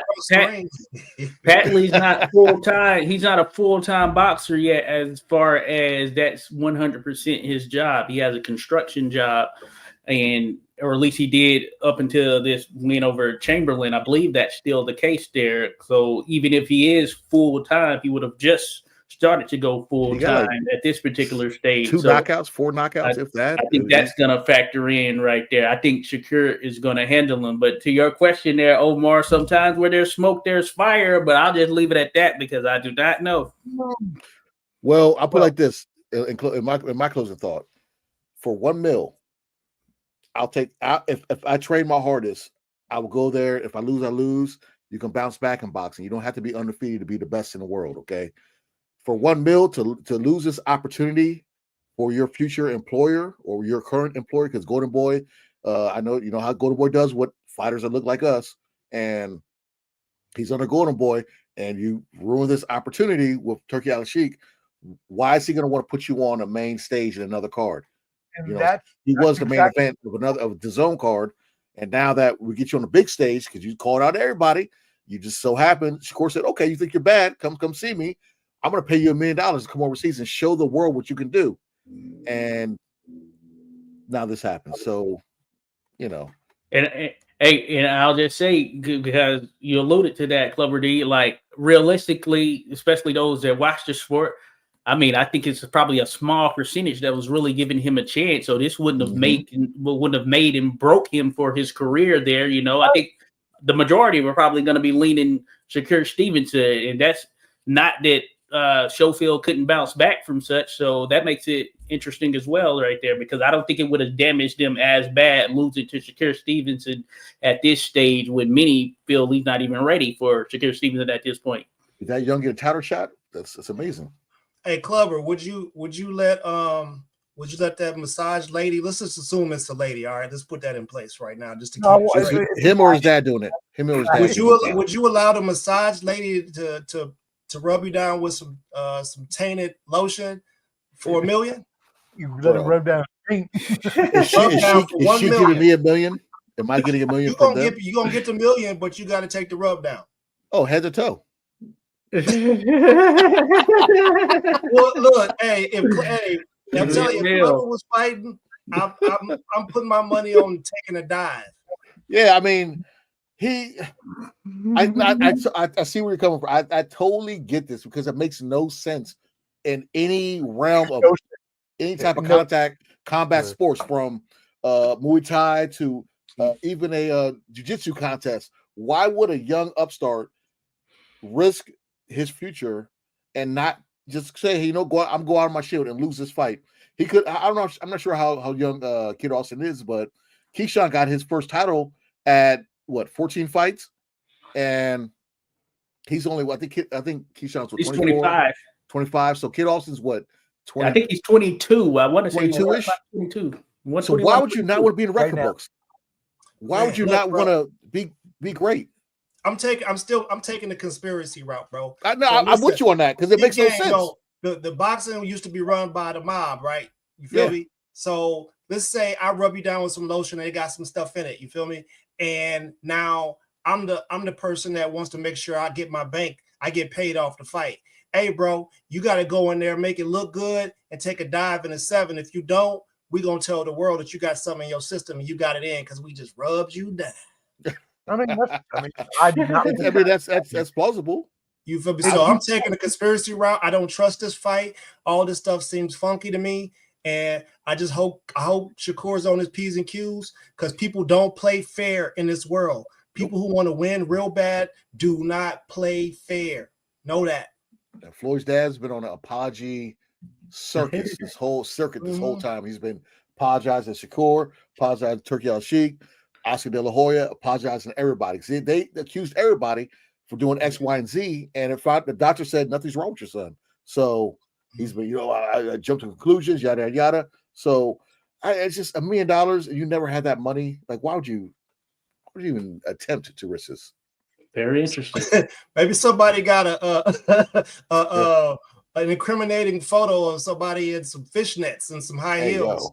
Hey, yo. And, if you don't take twins, I'm gonna post fishnets. It'd be like Spider-Man meme, like you.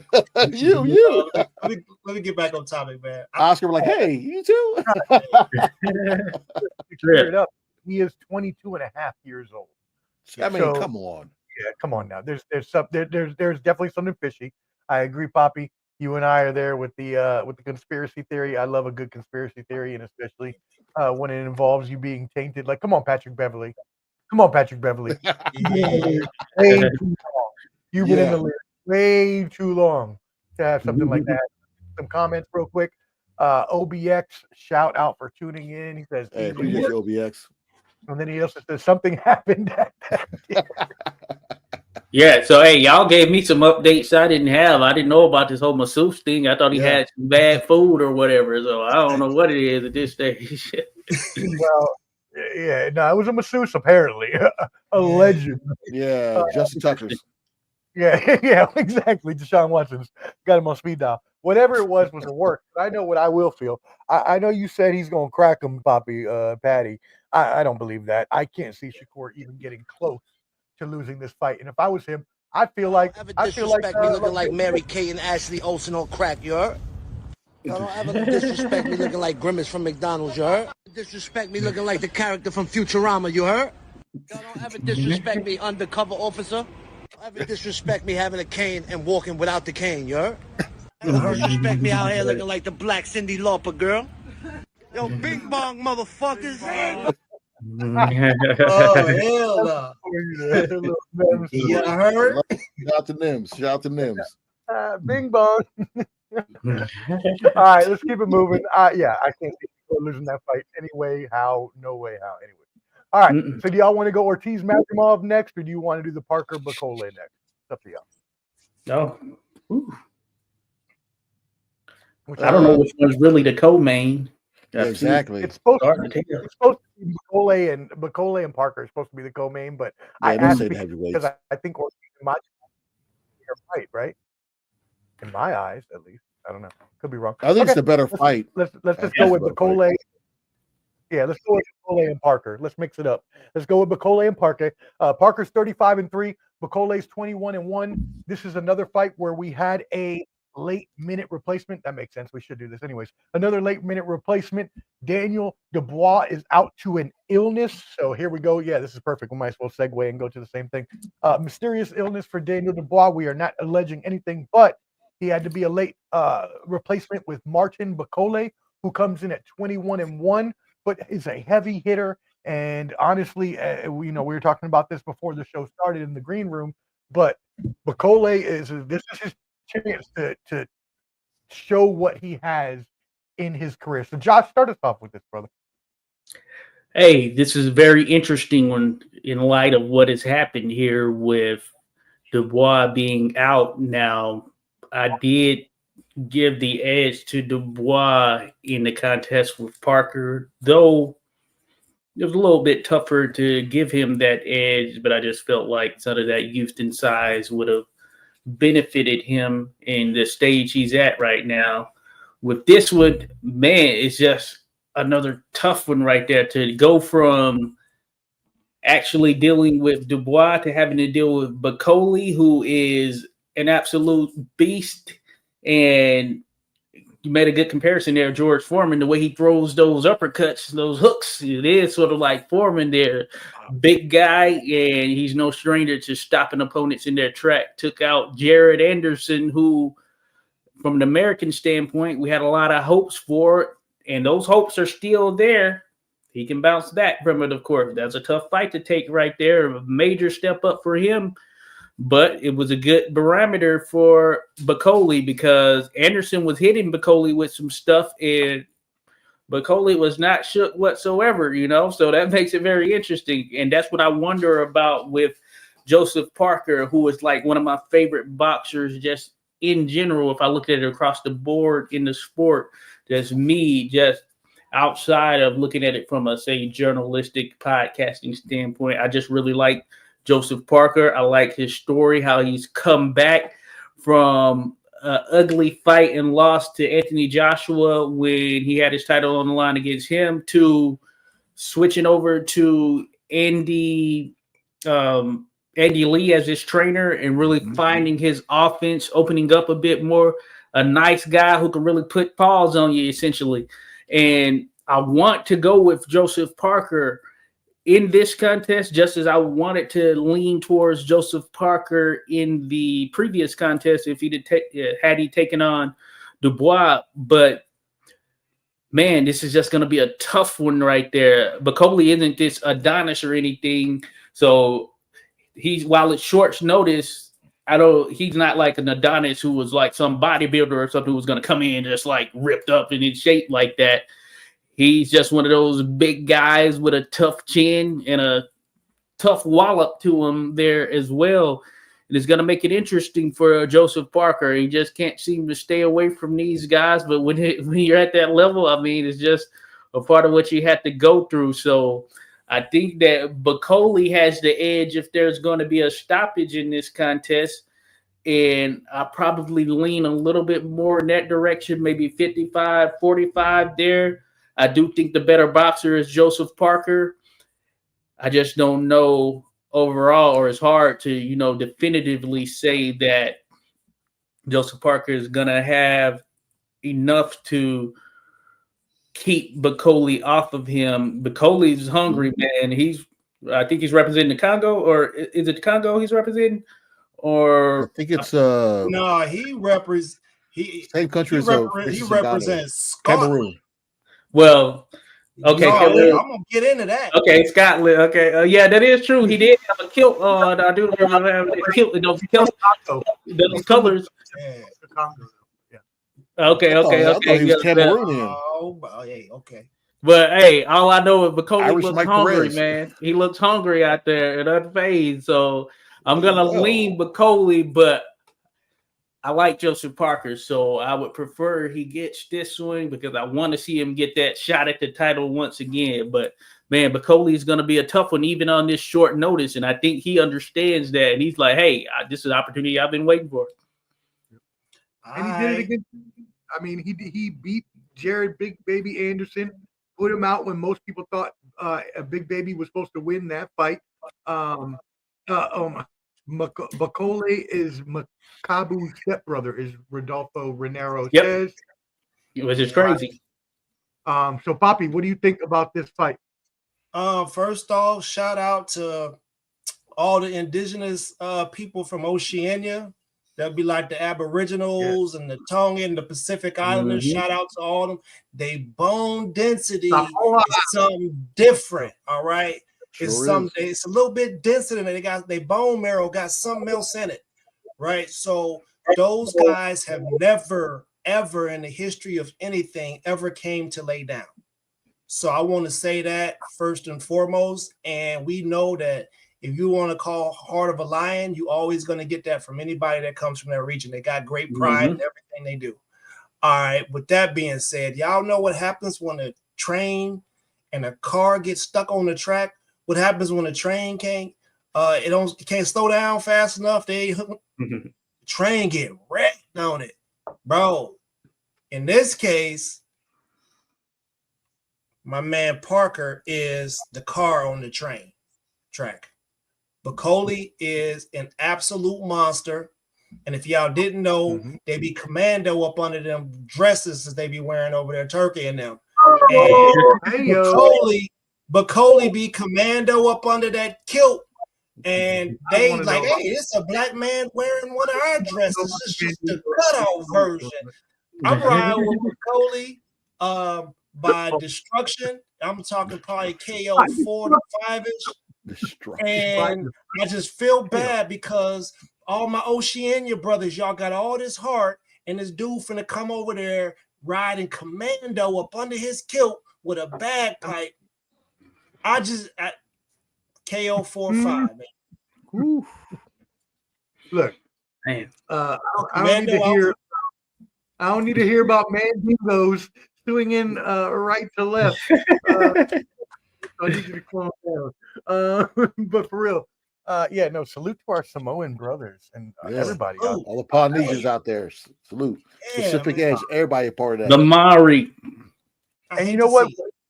You know how nice Joseph Parker was? He heard that Dubois got an illness. He didn't try to accuse him of nothing. He just said, I hope the brother feels better. I'm looking forward to whoever they put me up against.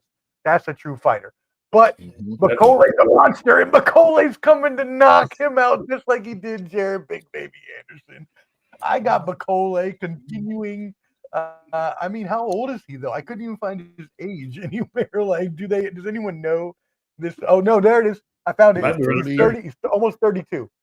32. Okay, 32. Yep. So he's. Yep. They might not even have birth certificates. Okay, so that's where I was. I find this guy. So, but I'm taking Bacole with the knockout. That's it. Yeah. Hey, I'm riding with anybody. If your family history is carved in a redwood tree somewhere in the rainforest in the Congo, I'm going with you. You can climb that tree and see your entire family history lineage. I'm riding with you. 23andMe did not sponsor this. Oh my God. And before we get canceled, let's keep that moving. You do not want to fight anyone who comes from a tough outdoor background. Let's just say that. You want to fight somebody? Congo is one of the hardest places in the world. Right. It is legit. It is. It is, bro. That's the only place in Africa that ain't never been conquered by nobody. They know better. That's a hard place. Man. Well, and we got hold on. No, I gotta get my joint. Oh yeah. Yeah, I haven't get mine yet. But my bad, dog. I would. You went already. I know that's all good. I'm not trying to push you out. I know. I'm like, what the hell are we doing? Great part. But I'll put it like this, okay? Parker and Dubois, I was looking forward to that fight so bad because both of them remind me of each other. Mm-hmm. Those fighters are similar to a MMA fighter, Leon Edwards, where it's all about confidence. If they have the confidence, you can't stop them. I had Dubois as my fighter of the year last year, bouncing back off that loss to Usyk, which looked like body shot to me. Yeah, I'm pissed off about this fight because this is going to ruin Dubois's story arc as far as beating Parker and then fighting Dubois. Fighting Usyk as a rematch and becoming undisputed. I figured that'd be a story. I was such it's fights make sense. There's a story to be told, and that was the story for Dubois. So I'm sad that he's sick. Parker with Bacoli stepping in last minute, his confidence could be shot. And like you mentioned, Josh, he is being trained by Andy Lee, who's Tyson Fury's cousin. Tyson Fury, brings Anthony Parker in as one of his training partners at all times. So I honestly think that Bacoli, there's no way Parker's going to back him up. Like it's not going to be like the Zhang fight we mentioned earlier, where AK can crack and back him up. And he's going to get tired after about the 5th or 6th round. He's 42 years old. Bacoli's going to keep coming. Okay, when you see Kamala, when he go like this, got that scar on his stomach, it's over with. Okay, when Bacoli does like this on the stomach, Parker's gonna be out of there. I'm not gonna do what Poppy said. But I'll say 6th round. Okay, that's when he's gonna realize can't back him up no more. Parker's up out of there. TKO. Going with Bacoli. Oh yeah, I mean I think Wait, Joshua, did you go with Parker or you went with Bakole too? No, I said I want to go with Parker, but it's tough to see him getting past Bacoli because it's We're all just going with a Bakole. lot. Oh, man. That's too much, man. It's a big Yeah. dude. Yeah, that's. Yeah. I would need an extra. I would need like an extra $325K just because of the kill. Like, man, I gotta go fight this dude, bro. Like, I'm not gonna be scared, but I just know there might be a possibility that Michael I Hunter could did end it. up with some smelling salt. Michael The Hunter Last did it. King of Scotland. You know what I mean, bro? That's a Hey, good movie. Africa, Yeah, I mean, I've seen him. I've seen how big he is. He looked like that dude from Street Fighter. I don't remember what his name was, but he looked like he's like, I will kill you. Like, I'm not getting anywhere. I'm not going. You're not going to punch me, okay? Yeah. Because you may like demolish my whole skull into like one piece, and I'm not. he built like those dudes off that be doing the strongman competitions, bro. Yeah. Be walking around Yeah. with big stones. Be trying to see Oh, how yeah. far they can walk with it. Like, Just some thing. Well, yeah. Brian Shaw. Oh my goodness. All right, cool. So we have let's move into what we have decided is the co-main now because it's a better fight I think, in all of our eyes. And then we'll get into the main event after that. But for the co-main event, we've got Virgil Ortiz Jr. 22-0 versus Israel Madrimov 10-1-1 draw. The betting favorite here is Ortiz at -125, while Madrimov is a plus 100 underdog. So, close, very close here. Madrimov is 30 years old. Ortiz is 27 years old. And then Ortiz has the height and reach advantage by 2 inches. So, Papi Chunyeo, start us off on this one, my friend. you got the right guy at the wrong time. Hey, J-Dot. Man, bro, I love Virgil Ortiz style. He dig in, he switches it up when he needs to, he makes adjustments. But at the end of the day, he say he going in there to get him out. And I do believe that Virgil Ortiz is going there with every intentions of going to get him out. However, I'm sorry, young fella, you got the wrong guy this time. Madrimov is a highly, highly skilled boxer. He has power. And I believe that his hunger is going to be that of, or his determination is going to be, damn, if I only did more in the Crawford fight, I probably could have won. If I just did a little more. And I think he's going to come in with that chip on his shoulder. And Virgil Ortiz is not coming to back down. And I do believe that around round 10, it's going to be sheepy times because Virgil's going to get caught. He going to go down. He going to get back up. He ain't going to be able to get his legs together. He going to go in there. He's not going to hold. He's going to swing back and Madrimov is going. It's going to be like a flat line, bro, but it's going to be a great fight. Madrimov KO 10. I love that. I love the storytelling. That was beautiful. Thank you for that. That was awesome. Transition of the future fight. That was beautiful. Cover D, what do you think about this fight? I'm with Papi Chunyeo on that one. I'll put it like this. I feel like Virgil Ortiz is his second fight at that weight. His last fight, I thought he lost in a close decision to Borchek, but they gave it to him in a unanimous, which is wild to me when he got knocked down more than once. I think with Madrimov's, the way he can feint, get in and out, Ortiz has never fought somebody like this, okay? Especially moving up at this weight class. Madrimov had Terrence Crawford double and triple thinking things, you know what I'm saying? And Terrence Crawford had to outsmart him and outbox him to win this fight. I don't think Ortiz's IQ is at that level just yet. So I have a majority decision, Madrimov. All right. Wow, majority decision. So Cover D doesn't think that he is at that level yet, and he is, as we mentioned earlier, 3 years younger than Madrimov. Even though Madrimov only has technically 12 pro fights, we know how that goes. Though we know people have tons of fights. Exactly. Thank you. Stellar amateur. So, Josh, oh yeah. Big All time. right, so tell us about that. So, hey, Clubber D, let me correct you. This is the fourth fight for Ortiz at 154. Now, technically speaking, those first two fights both ended in the first round. The second one was against Lawson. Maybe Did he make weight? I thought he didn't make weight though for those. So those like catch weights. No.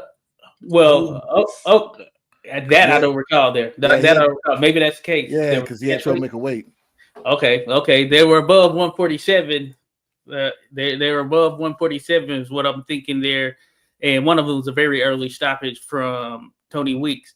That being said, I've yet to find someone who is in agreement with me that Virgil Ortiz will win this contest, maybe even by stoppage there in the mid rounds. And I'm a big fan of Madrimov. I've seen him fight live. He is the real deal. Some say kind of a mini Triple G. That's what he reminded me of when I first saw him, the way he operates. And he's very skilled. He can move well, great footwork. And if he commits to it, he has some good pop to him. And I do think he's the better overall boxer than Virgil Ortiz. Virgil Ortiz, he just has that heart and tenacity to him. It's just like nothing will hold him back or down. And the thing for me that makes me lean this way is when I saw the two matched up against each other. If you didn't know any better, seeing them there face to face, you think that Madrimov was the one coming up from a lower weight class, but in actuality, it's Virgil Ortiz. And just seeing that size difference, I just feel like Virgil Ortiz is really going to he's going to probably lay into him, especially considering the fact that he's pretty good with his body work and all. And I think it's going to be a lot right there for Madrimov, who I mentioned is the better boxer and a guy who I believe in. And I thought he would not be a cakewalk when he faced Bud, who was moving up there at 154 for the first time. But it looks like Ortiz, man, he was probably meant for 154, at least from the beginning. So it was amazing he was making 147. And I think that size difference is what's pushing me towards Ortiz getting a mid to late stoppage victory. And so far, I've been in the minority, but that's my pick, and I'm sticking with it. I can rock with my that. friend, let me help you out and boost you up a little bit. You are not in the minority. I am with you. I am totally with everything you said. I think Madrimov is a facsimile of Triple G. The good, tough fighter that's going to fight well even into the later stages of his age, his career. But I do believe that Ortiz right now, with his hunger, the youth, and the size advantage, I think just in this fight, and that's not in the future. I think in the future, I think even Madrimov will even be better and win a world championship one day. But for now, I'm going to agree with you, and I think Ortiz is going to take him out as well. I'll go with what you said, a stoppage, because I wouldn't know any better if it would be a stoppage or a decision here and this one. But I think that sounds about right. I think a TKO sounds about good. And the reason I say that is because I don't know how many knockouts Ortiz had, so that's why I said. Man, this is gonna be like majority of his fights are knockouts. He's only had one fight, no knockout. Yeah, majority of his wins. Yeah, Never mind. 22 wins, 21 knockouts. Okay, then I'm taking a KO. Then this is gonna be like Canelo and Triple G won. You remember how Triple G was just drumming on the boy, boom, boom, boom, boom, but he was beating on it. Triple G won that fight. I thought Magic. I was like, oh snap, Bud got a problem. Madrimov about to start letting his hands go because when he was hitting him, they was like, grab him and hold him. When he was hitting him, he was thumping him. You feel me? So I ain't gonna lie to you, bro. This is gonna be an exciting fight. Madrimov is good, man. He can box. It's gonna be an exciting fight. That is a great point, though. His fight against Crawford. He was hitting Crawford pretty hard. It was close. Yeah, it was. Yeah. All right. Crawford has some skills to go rely on. He had to get that bag. A lot more technical bag. Yeah. All right. Well, hey, again, thank y'all for tuning in. We really appreciate it. Make sure you're tapped in with all of these channels: 86 Boxing, Papi Chunyeo, Skywalker Boxing Media, Clubber D is on TikTok at clubber.d. And make sure you find both Clubber D and the sports professor, yours truly, at Ball and Buds. Those are bars, Poppy. Anyway. Oh, Bars. We about to have a battle. We're about to have a rap battle on live TV. Moving on to the main event. Y'all let us know what you're thinking about these fights. Do y'all have predictions? Seems like a lot of y'all are probably thinking the same way that most of our panelists are thinking. So let's move it into the main event. Artur Beterbiev, 21-0. Dmitry Bivol, 23-1. The undisputed, and I mean undisputed. First, it was the first time ever light heavyweight was undisputed, and we are going it again. The rematch, the number 2 for every belt, including the beautiful Ring Magazine title.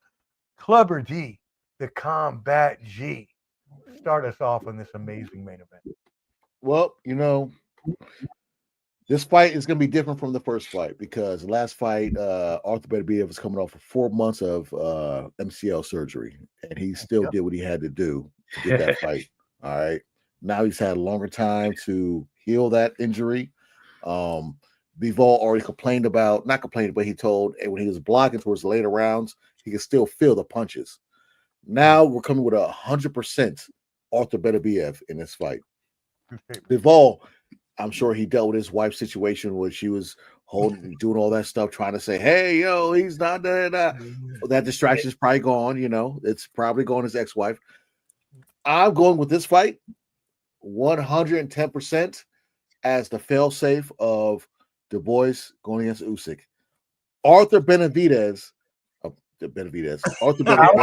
Yeah, I like that. Yeah, I kind of like that. I like that. One too many bourbons. That's what that is. I would say AB. That would be. AB is going to knock out Bivol in the 6th round.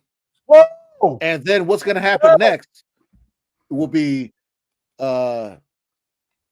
AB against Usyk this summer, and then they'll both retire. Winner will retire. 6th round. Happen. Wow! Get out of here. Look, if his knee wasn't hurt, if his knee wasn't hurt prior, he would have got him out there earlier. Okay, Bivol's not ready. He can't handle this power. He cannot handle this power. He was coming back from an injury, so that's why most people are expecting this fight to be better because he's coming back from a knee injury. But also, people are expecting this fight to be better on Bivol's behalf as well because Bivol in interviews has came out and said that he found Beterbiev to be beatable in that fight and didn't find his punches to be very effective in actually causing pain to him. Bivol ain't grown no power unless he got the TRT. That's all I gotta say. What? I don't know who's doing what. Beterbiev is 6 rounds knockout. Poppy Chun, what you got for us? I got it right last time, and hopefully I get it right again. But listen, you cannot have distractions outside of the ring when you get ready to go fight your equal and somebody who seemed to be like a demigod. So, if your wife is out there telling your opponent that you got doo-doo stains in your drawers when she wash them, you got problems. You need to keep that stuff out the media. Did that really happen? Wow, bro, she told his everything. business. You were DMing. She put all his business out. You need to take care of your two Beterbiev? Deadbeat daddy type. She said, I hope he win. She was mad. She was mad. Hey, I'm surprised people ain't talking about it right now. Those are some talking points to have, mind you. But listen, man, I rewatched that fight at least twice. Bivol had some incredible combinations. He was able to, put some things together, and it looked brilliant at times. And it's just Artur Beterbiev is different. Like when he hit Bivol felt that power. Bivol was like, nah. Man. Bivol was like, okay, this is for real. Felt it all everywhere. I'm gonna need what I got in my bag to fight this fight. And he needed it. And Artur at the end gave him respect and said that Bivol was the better boxer that night. He still felt he won, but he said Bivol was the better boxer. Now, with Arthur probably being, let's just say 40 to 70%, because it takes a lot to get you recover from these, right? So if Arthur Beterbiev is just 20% more than what he was before, he can back Bivol up. Yep. And Bivol gets backed up and he get the drumming on him like that, bro. I just don't think anybody in the world can withstand what Arthur Beterbiev got to put out. I don't believe it. So I'm taking Beterbiev by KO 11. That's based off of me giving Bivol the maximum amount of respect. I think he's going to box. I think he's going to show heart. I think he's going to exchange a little more than he did last time, just so he could prove that he wins it clearly. But I think Beterbiev is going to dog him. He going to manhandle him. He going to walk him down. He going to push him back, and he going to beat on his body, because that's what he was missing, was the body work. All right, well, pause on the body work. We know you're all about that body work. So, look, I completely hear what Poppy is saying. He is completely right about everything he said. Beterbiev is a different monster. To be 40 years old and be able to perform like he did against Bivol last time is very impressive. But he is still 40 years old, and Father Time does eventually catch up to all of us. I'm not saying that's going to happen 4 months after a fight where he showed he was up to par and he's getting better from the knee injury, but he's still over 40 years old. Dimitri Bivol obviously had the win against Canelo, shocked the world with that win. No one thought that Canelo at that time was going to get beat. But since then, he did have the follow-up fight. I forget against who that was against, but he did have the follow-up fight, was good. But since then, obviously, he's come up against very tough competition. So, Josh, tell us what you think about this fight. Do you feel like the age of Beterbiev and that knee injury combined are going to affect him at all? Or do you feel that that he's still going to have enough youthfulness in him? Well, I will say that I haven't seen any slippage as it comes to Beterbiev. Knee injury aside, I didn't see it making much of a difference in this previous fight. I thought he fought the way that he typically fights. The difference is he was in with the best light heavyweight in the world at that particular juncture. Leading into that contest, I said that Bivol would outbox Beterbiev, and in my opinion, that's what he did. Watching it live, I felt that Bivol won. Watching it again, so I've seen it twice on replay, I felt Bivol won, but it was a slight edge, I had him by 2 rounds. But so when some rounds are very close, it could go either way. So I do see the things that others saw and why they leaned more towards Beterbiev. That being said, I think the Bivol we're going to get this time around is going to understand that, and he's going to capitalize on any of the mistakes he made in the last contest. And he actually has power. As a matter of fact, a lot of his early fights, they were stoppages. So over the course of him competing at this elite level, he has had less stoppages. That being said, he does have the power there, and I feel like he has the power to hurt Beterbiev, and we saw him get in some good shots and in combination during the last contest, and I think we're going to see more of that. Of course, Beterbiev, he is just tough to deal with just from his pressure and then the power behind the punches that he throws, so that will be an effect for sure.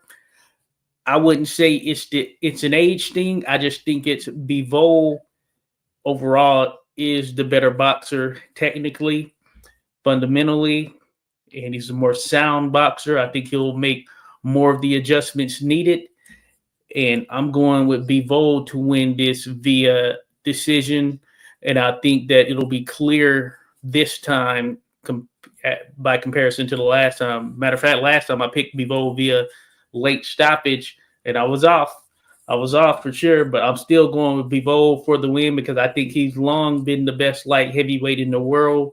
The more impressive highlight reel will be that of Beterbiev's, but I do think that Bivol is the better fighter, and that will show here this Saturday. I would my only thing about that is Yeah, and two oh, go ahead. things.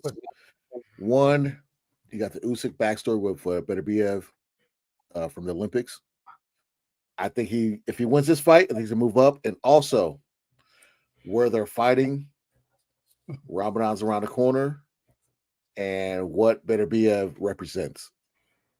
He's gonna have that home field advantage, just like the last fight. So I keep that in mind also when it comes to this fight as well. Yeah, and I mean that's obviously something we have to take into consideration when we're looking at fighters and holidays where they may have to fast and do other things of that sorts. And as you Saudi mentioned, Arabia, Josh, he's Muslim. right? It's very, very, very strict, right? And as you mentioned, Josh, last fight was close, right? It wasn't like it wasn't. It was a butt whooping. 115, 113, 116, 112, 114, 114. So one judge even had it even. Thinking about the fact that the fight was so close last time, thinking about the fact that these two fighters now have more experience against each other, thinking about the fact that Beterbiev will be back healthier with his knee, is there, and I want to ask this as a caveat, and Clubber's caveat, obviously, like we like to do.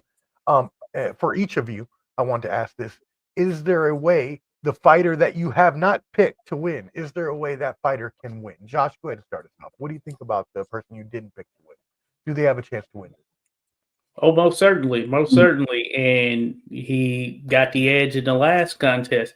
I think that for Beterbiev, what he's going to have to do is ramp up the pressure a bit more. I think having gone these rounds with Bivol, he's going to be a little bit more prepared for what Bivol can do there on the outside, footwork wise. Because if you look at a lot of the earlier rounds, it was mainly Beterbiev chasing Bivol around, or at least trying to get to him. He wasn't able to get those shots in because he couldn't really pinpoint him. Then as the rounds wore on, he started to get Bivol's back a bit more closer to the ropes, and therefore he started to find his range and land some of those shots. So I think pressure is going to be the thing that, effective pressure at least, is going to be the thing that is in Beterbiev's favor if he's going to be able to get the victory in this contest. You want to make it very uncomfortable for Bivol. Keep his back against those ropes, keep him with that guard up and tee off on him. Even if you're not landed directly on the body, head, whatever, you just want to get that work in. Just hit whatever you can hit. And I think that will be something that can benefit him. Yeah, keep throwing, keep the fight moving. Poppy, you had Beterbiev winning this fight. How can Bivol upset him?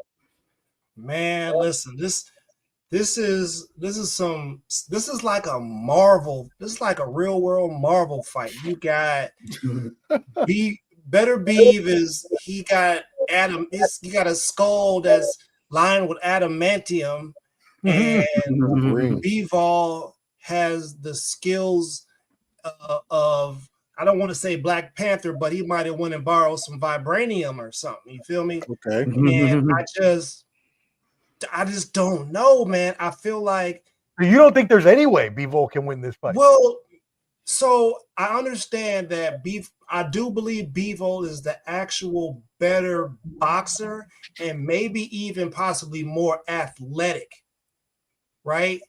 But man, if you cut the Wolverine, he healed back up. Like we haven't seen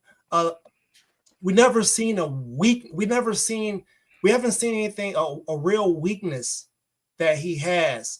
You know what I'm saying? Because if he is weak in the area, he makes up for it with determination and grit and heart. Like he doesn't believe that he can be beat. It's hard for me to say that Bivol can beat him when Beterbiev don't believe that Bivol can beat him. Mm-hmm. Got it. It's hard for me. I can see it would have to be a master class on boxing. But I just think that he's going to get punched. And it's going to be like getting hit with a Louisville Slugger.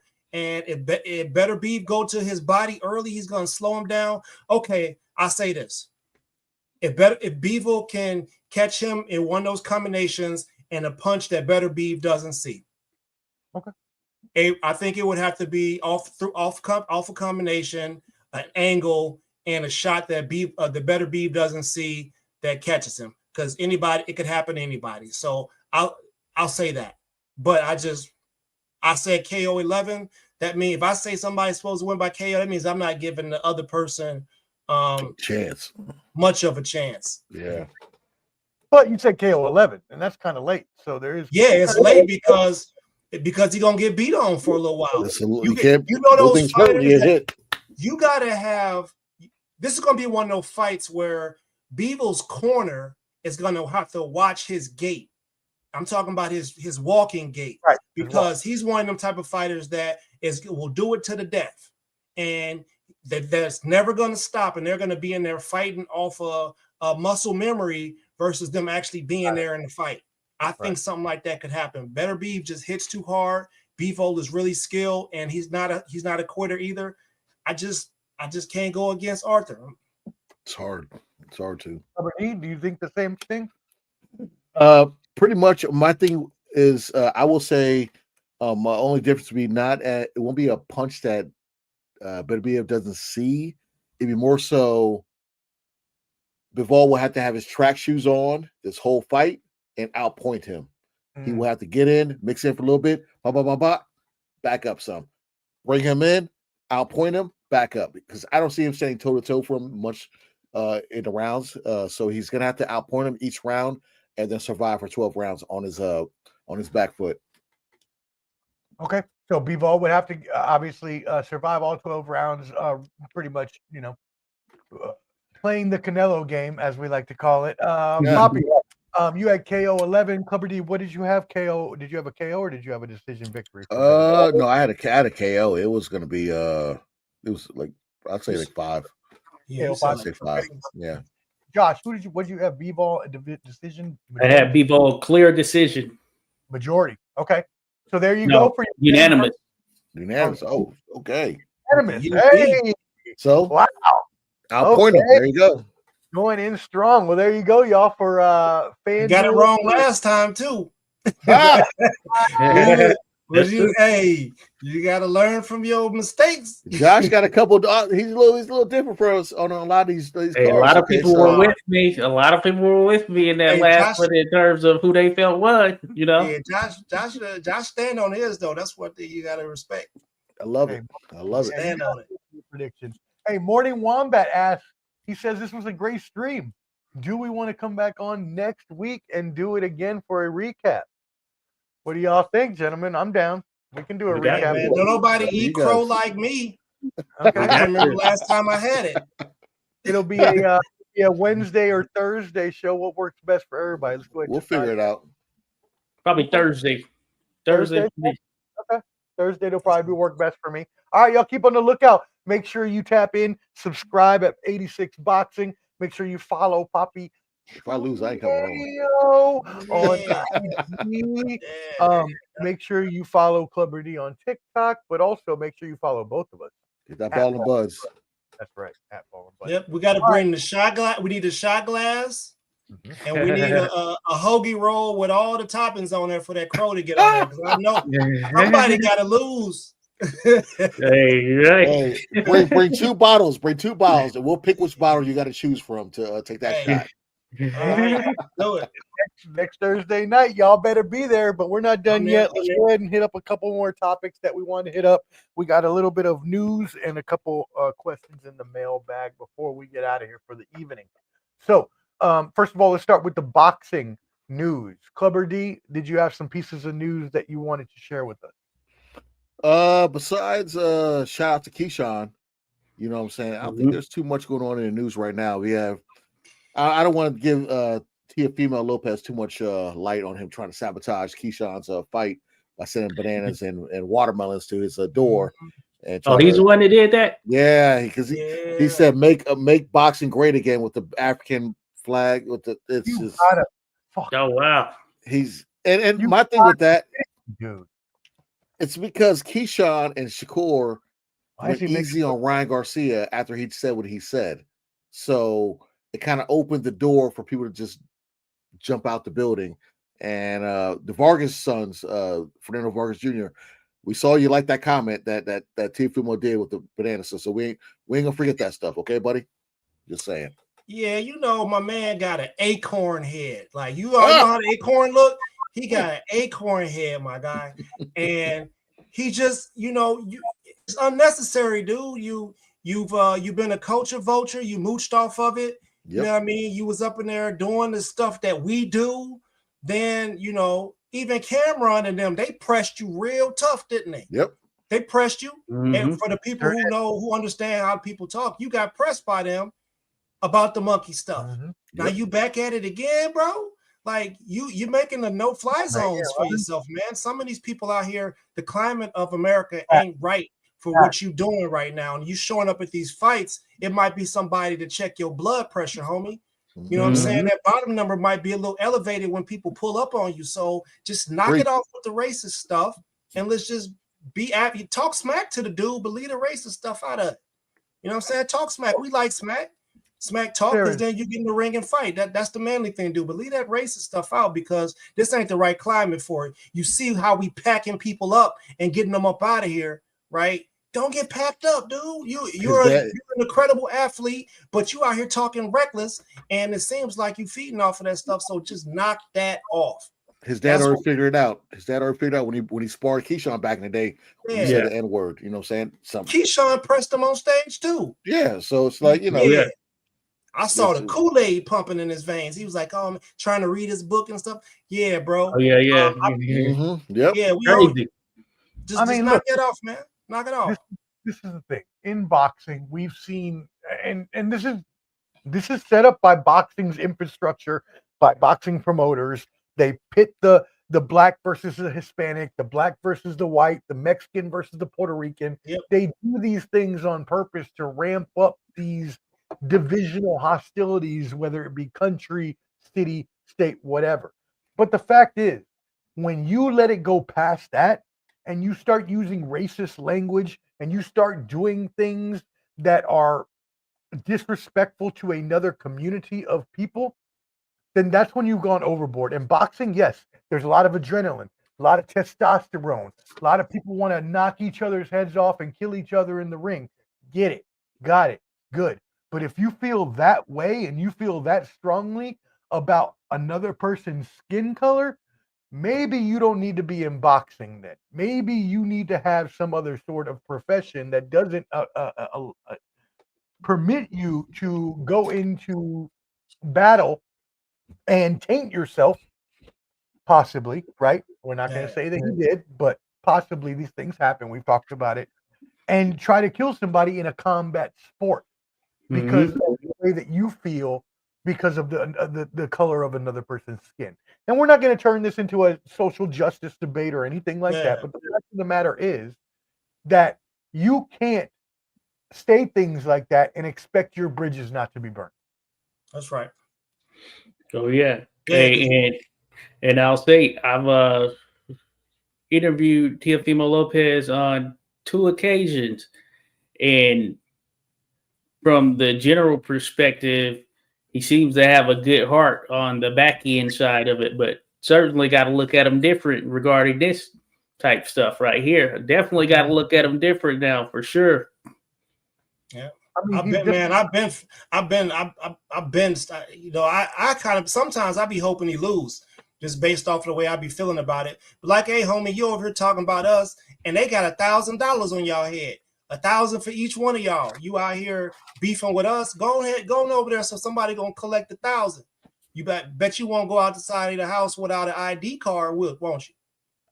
And the fact is, see, we out here, we support you, bro. We put money in your pockets. Like when you beat Lomachenko, we was here with you, homie. We wanted you to beat Lomachenko. And you went out there and did that, and we was proud of you, but you don't take accountability for the things that you do. You don't take accountability for the things that you say that are disrespectful to whole entire groups of people.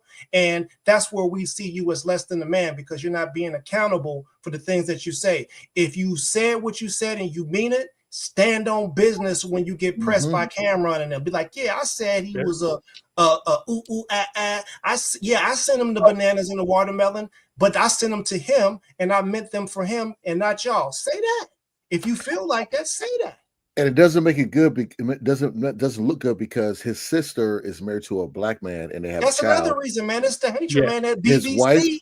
His wife left him for a black man, apparently. So yeah. So now there's a lot of, you know.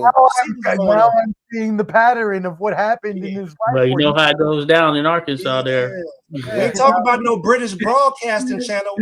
You know, they bang the noses off the Sphinxes, my guy. You know what I'm saying? British broadcasting channel. He must have walked in on the Mandingo act. He caught some of that Mandingo. He was like, oh, shit. You know he be on Pornhub looking at interracial. Hey yo. Yeah. You don't come for us, brother. The FBA group is deep. Oh yeah. Don't do that. Yeah. Don't come for us. That go for anybody. We respect y'all. We love the sport, but you can't do that, homie, and think we ain't gonna say something. And even though he's Mexican, it makes all Hispanics look bad. So I'm Puerto Rican, but most people may not know that. So they go, "Oh yeah, you like." He's Ecuadorian. He's Ecuadorian and Puerto Rican. Yeah, Honduran. Honduran. Yeah, Honduran. Honduran. Yeah.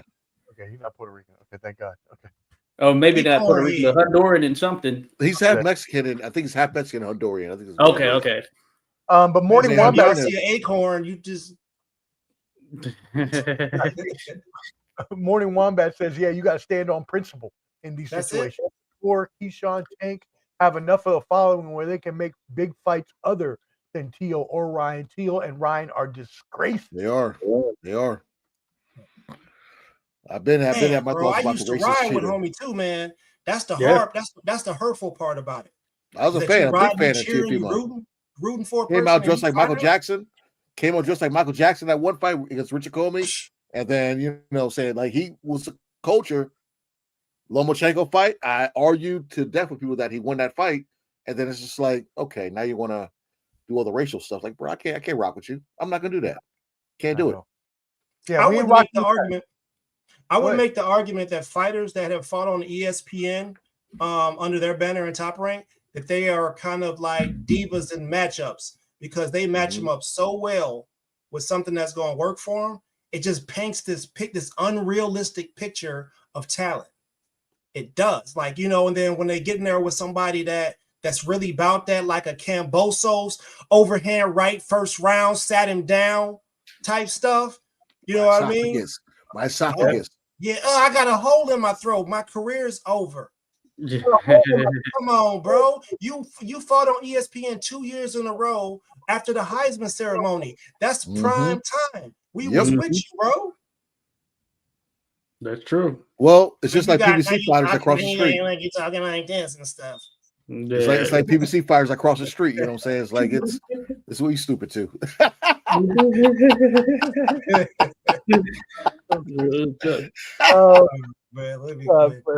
you have boxing news before we get this thing off the rails. Boxing news. Hey, look, man, y'all know how I get down. I need an interview with Miss Clarissa Shields because I got some respect to put on you on some historical type stuff.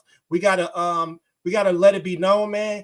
She should be the highest paid athlete in the world based off of her achievements. And the fact that she don't got sponsors, she got to get medical treatment from other people. You know what I'm saying? Versus her having the bread to just do it herself is foul. And she sells that at home. Y'all need to put some respect on Clarissa. She should probably already have a statue of herself somewhere in a famous place because she's earned it. You don't get undisputed in all those weight divisions. I don't care who you fighting. All those weight divisions. What she got like 16, 17 fights and she's 4 divisions undisputed. Come on, man. That's the definition of a pound for pound fighter. If you ask me, shit, hey, she need a Statue of Liberty type size statue in Flint. Some big shit looking over the water.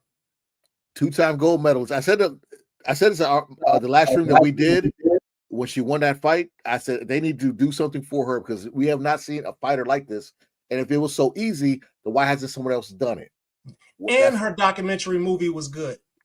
So, and I feel like all that stuff that surrounded it, they shouldn't have had to been an attention war to do something that was going to cause some public stunt in order for people to go watch her movie. People should have been naturally attracted to go watch it. And I suggest you all do, because you will see something that'll make you think a little differently about how she is and where she got to be where she's at. So let's just put some respect on it. That's my information about the news. And y'all need to, hey, listen, don't try to take credit from a person by accusing them of doing something that you don't have proof of. Yeah. And my other thing, and I'm going to add to that because I feel the need to say this as a person who's played a lot of sports, as a person who has partaken in the Mary Jane in the marijuana before in my life. You know, that has nothing to do with performance enhancing capability. Not at all.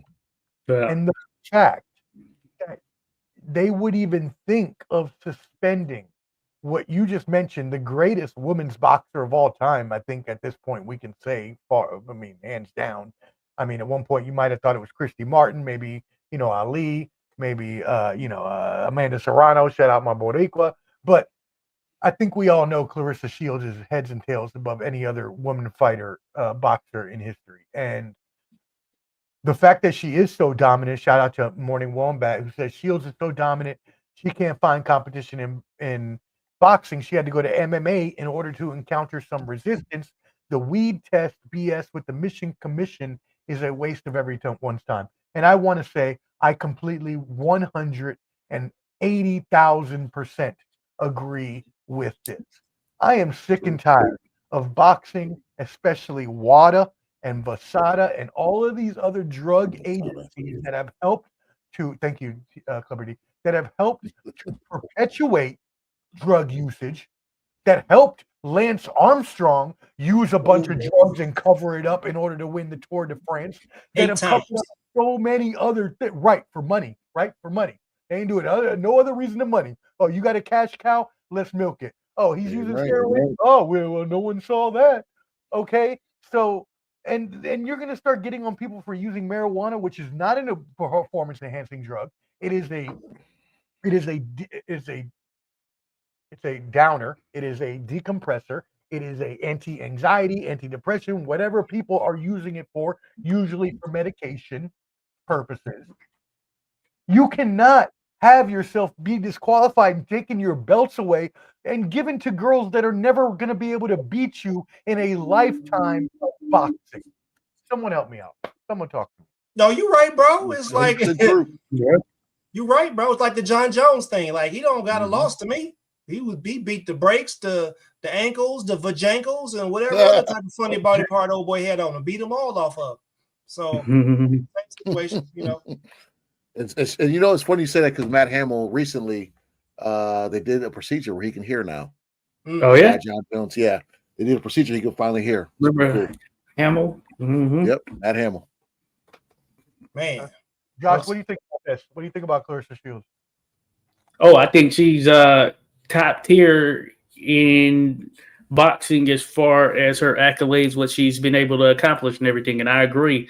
Yeah, I don't think this is something she should be suspended for, especially in light of some of the relaxation we've seen it from a legal perspective just across the country and all of that stuff. So and that's I'm leaning in that same direction. Let me follow up. Should these organizations even be testing for marijuana at this point? Waste of money. I feel like they shouldn't. I feel like that's something they should not be testing for. Just my personal opinion there. And I think it'll go a long way once that is removed from the testing or banned substance list right there. And I think, yeah, this is similar to what happened with Keyshawn. He had a similar situation where he tested positive for marijuana as well. Took a fight away. And I think, yeah, they put a negative stigma or association to it or whatever, but these athletes I mean, they put their body through different things, and it's been cleared for medicinal use in a lot of situations. So I don't understand why it would be there. Yeah, we could have a whole program on reefer madness and how the bullshit of this country bringing up marijuana just because it was used by black and brown people in the 20s and 30s, and they tried to outlaw it because they weren't participating as much. But now, I mean, there's probably more white people that smoke weed than other races, anyways. Gummies. Talk to us, Poppy. What do you think? Yeah, I mean, I personally, and especially, I guess we have an issue. Whereas, each states and the commissions and stuff like that, they have different. They're not all following the same rules and regulations. They just they do their own thing. And honestly, the real problem with the whole medical situation is that it's not federally approved, and it should have been federally approved. It was federally disapproved as a tactic to use to lock people up, unfortunately, and it worked very well. Yep. So, that's how I feel about that. And I think that those tests are extremely expensive. So it's a waste of resources. Number one, you can just do away with that. But I do think that fighters should be tested year round. If you're a professional boxer, it's like that's your job for year round, and you should be tested randomly, at least quarterly. As long as you have an active license or whatever. That's how I feel about that. But I just, like I said, that's why I brought it up. I just, I think Clarissa Shields, at the end of the day, we're gonna be looking back and be like, dang, why we didn't give her flowers while she was still alive. And so what? If she got a cocky personality, it's not cocky. It's only cocky and conceited to some of y'all out there who ain't got an athletic bone in your body, and you don't have the type of self-esteem that a person who has worked their entire life doing something has. You get that type of confidence from going through the fire and coming out first every time you try it. So for a person who has been the best at everything they've done, the first time they tried it, you got to have some respect for them. And stop calling them cocky and conceited. They're confident based off of their abilities, and they got the proof is in the pudding. So that's all I'm saying. And let me take that even further, and I'll be the one to say this because I know that it may be a little less harsh when it comes from me than the three of y'all.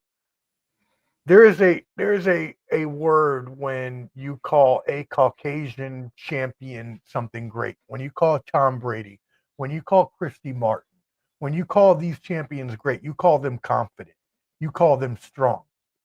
But when it's a black or brown person, they get called cocky, they get called arrogant, they get called brash, and all these other adjectives that only describe more of the way people feel about the skin color of the person versus how they're actually acting. Because if you give me any other white boxer in history that is a great boxer, they got the same bravado, the same shit talking, the same anything else that any other skin fighter has, brown, black, purple, yellow, blue, green, or otherwise. But the fact is that she's black, and it happened with Layla Ali too. When she was coming out and being cocky, you don't like it because of the color of the skin. You don't like it because they're not being cocky. Because when Christy Martin did it, she's the greatest thing sliced bread. And I love Christy Martin. Let's get that straight. That's my boo. We have a relationship, right? We going together. I don't think she swings that way. No, she doesn't. But we're still cool. or when you're Conor McGregor, you can break into Madison Square. You literally stole what I was about to say. Garden, Jesus Christ. Grab a dolly, throw it through a bus window, break and injure people, and don't get in trouble and don't get deported. Right. And the word you look for also, Omar, is moxie. When it comes to quarterbacks and stuff, they have moxie. Papa June. I was about to say the same thing with Conor McGregor. When Conor does his antics and who the fuck are you and all that stuff, okay, cool, it's cute. But when Mayweather does it, yes, that's a great comparison. What is he? It's one of those. And Mayweather was cool, like Denzel, until he had to be the crooked guy in Training Day, until he got an Oscar. So Mayweather was the cool, pretty boy until he had to fight Oscar and turned into Money Mayweather and turned into that persona. Invented 24/7 on HBO, which everyone copied. You know what I'm saying? So he had to switch it up, kind of like Hulk Hogan turned the heel NWO to kind of revamp himself. Oh yeah. Hey man, Mayweather. What if Mayweather and Oscar had a deal? Say, hey man, if you lose the fight, you got to wear a banana hammock and run through the casino in Las Vegas. I bet. I am definitely not going to lose this fight. Oscar probably lose on purpose. No shit. I'm just not sure what's with your scenarios tonight. Kilts. Oh. I'm not sure where your head is at tonight, brother. Standing on business. I read some type of book and said something about be fruitful and multiply. That don't mean you read Kama Sutra. That's what you read, man. Hey, I might have read that too. Go get it. Hey, listen, my library is extensive. You feel me?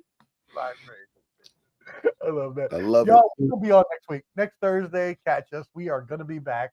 If you asked for it, we will come back next Thursday, probably 8 p.m. Eastern. Get it. Maybe 9. But you check us out, 86 Boxing, Papi Chunio, Skywalker Boxing Media, and at Ball and Buzz. You can hit that QR code up top, take you to all in Ball and Buzz social media. Make sure you tap in with 86 Boxing and Papi Chunio. Please subscribe to their channels. Help them out. Hit that like button while you're watching. Any final thoughts from you, gentlemen? We're going to let you go and let Clubber do a quick MMA news before we get out of here. I appreciate you having me on here. And salute to y'all, everybody. Like, subscribe, the Ball and Buds podcast here.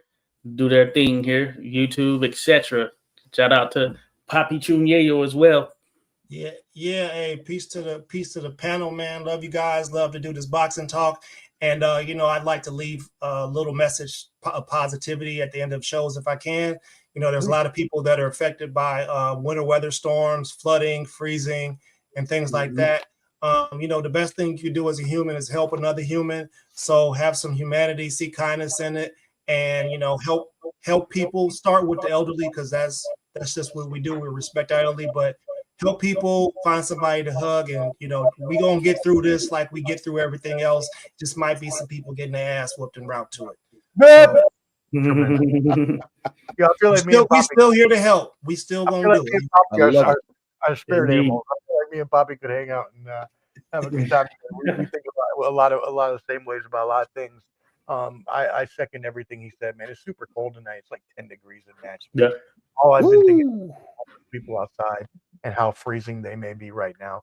So if you have anything to help anybody, please do. Just go out of your way to help people. Throw them a blanket, throw them a sweatshirt, an old hoodie, something if you see them. That's all I can say. But we appreciate y'all. Again, make sure you type in Josh, 86 Boxing, Papi Chunio. We will see you next week, brothers. It's the homies. All right. Have a good one. Appreciate y'all. Seriously. All right. Clubber D, before we get on out of here, my friend, I know you got some MMA news you want to touch on. Yeah, last but not least, everybody in the MMA realm, you know what I'm saying? We got Ilia Topuria has given up his featherweight belt. He's moving to lightweight. Islam, Ilia's coming. He's coming for you. So they already announced that Alexander Volkanovski, see, I'm just late now. He's going against Diego Lopez. They're going to fight for the belt. That's happening pretty soon. I think that's at UFC 35 for the featherweight. Also, we got Bilal Muhammad against Jack Della Maladona. I probably pronounced that wrong. Maladona, whatever, it doesn't matter. But Bilal will defend his belt also. It's late. I'm tired. And we also got Patty Pimbleton will be fighting Michael Chandler. That should be a banger. It will be a banger. Really? Patty Pimbleton is fighting Michael Chandler. I don't know if it's going to be on the same card or the next card, 315 or 316. I could be wrong, but like I said, my notes. And then also, Yair Rodriguez will be fighting Patrice Pitbull, who's coming up from Bellator, the Bellator champion aside for UFC. He's fighting Yair Rodriguez. That should be a banger, even though Pitbull's kind of old. I think he's like 37 years old, but he is the man. He's a great fighter, but he will be fighting Yair Rodriguez. Hopefully he gets through him, gets a title shot. That's all I got with MMA right now. Wait, hit me with your second story again. What was that about? I lost it for a second. Which one? Well, the second story you talked about. Alexander Volkanovski going against yes, Alexander the Great. 314. Clear it up. 314. 314. We will be okay, y'all. So just programming updates right now. Next week we will be on with another recap of this best boxing card ever with the guests that you saw today, 86 Boxing, Josh and Papi Chunyo. Skywalker Boxing will join us as well. So that'll be next Thursday. We're probably also going to do a Banter Brawls and Bravado next Wednesday, which I want to do. I want to get Bajo on and a girlfriend that I have, not a girlfriend, but a friend that's a girl that I have, because this one has some girl topics. So I need a female opinion. So we'll do that next Wednesday. And then the following week will be that Thursday when we do the UFC for UFC, was that 313 or 314, which is on the 8th, which is Saturday the 8th. So we're going to also come on that week. So we'll be on next Thursday for sure, next Wednesday possibly, and then the next 2 Thursdays for sure we'll be on to at least recap this boxing and do UFC for the following Thursday. And Morning Wombat. We did go over that fight earlier. I would say check in the first maybe 5 or 10, maybe 10 minutes. But I know when I don't have Smith winning. I'll put it like that. Smith's going to lose by decision. I think we all had Buatsi with the win. So I think we all did. No, I think Josh went with Smith. Josh may have went with Smith. Did he? Okay. I could be wrong. I could be totally wrong. No, either way, it's about 10 minutes in. It's about 10, 15 minutes in. So just rewind it and you'll catch up. But we appreciate you, Morning Wombat. We appreciate everybody, man. Holy cannolis. We had so many comments tonight. That was awesome. Thank you for everybody that's tuning in that came to watch 86 Boxing. Thank you for y'all that are coming from Papi Chunyeo's channels, coming from Skywalker Boxing Media channels. Unfortunately, he couldn't join us tonight, but he will be back next week. And we, again, appreciate you for tuning in. For Clubber D, the Combat. 86 Boxing. For 86 Boxing, for Skywalker Boxing Media, for Papi Chunyeo, for our boxing, MMA, and UFC insider, Clubber D, the Combat G, and for yours truly, the Sports Professor. We are out. Y'all have an amazing night. Be safe and peace out. Peace with the millions. It's that world heavyweight flow. Championship belt wrapped around my waist, yo. I got that Ric Flair figure flow. Slam you on the pavement, that's why they call me Street Pro. Create heat on beat close. Like Jordan after the second time he three-peated, folks. Get ready, set, let's go. Fight toe to toe, release the flow created by this mic pro. Lights, camera, get low. Action packed, back to back. In fact, this monster will grow. Y'all better let him know. Man with the master plan, and you have no need to know. Hard like winter cold. Bust these fools, anything less than killing whack rappers is a crime. I stay trying to get mine. Stacking value, packing venues, winning over time. Ain't no fine timeline. Open your eyes, you're looking for the best, and this is what you find. Game is only for the bold. You came prepared, now get ready for the show. Introducing from parts unknown, your UFC and combat sports insider, Clubber D, the Combat G, and the Sports Professor.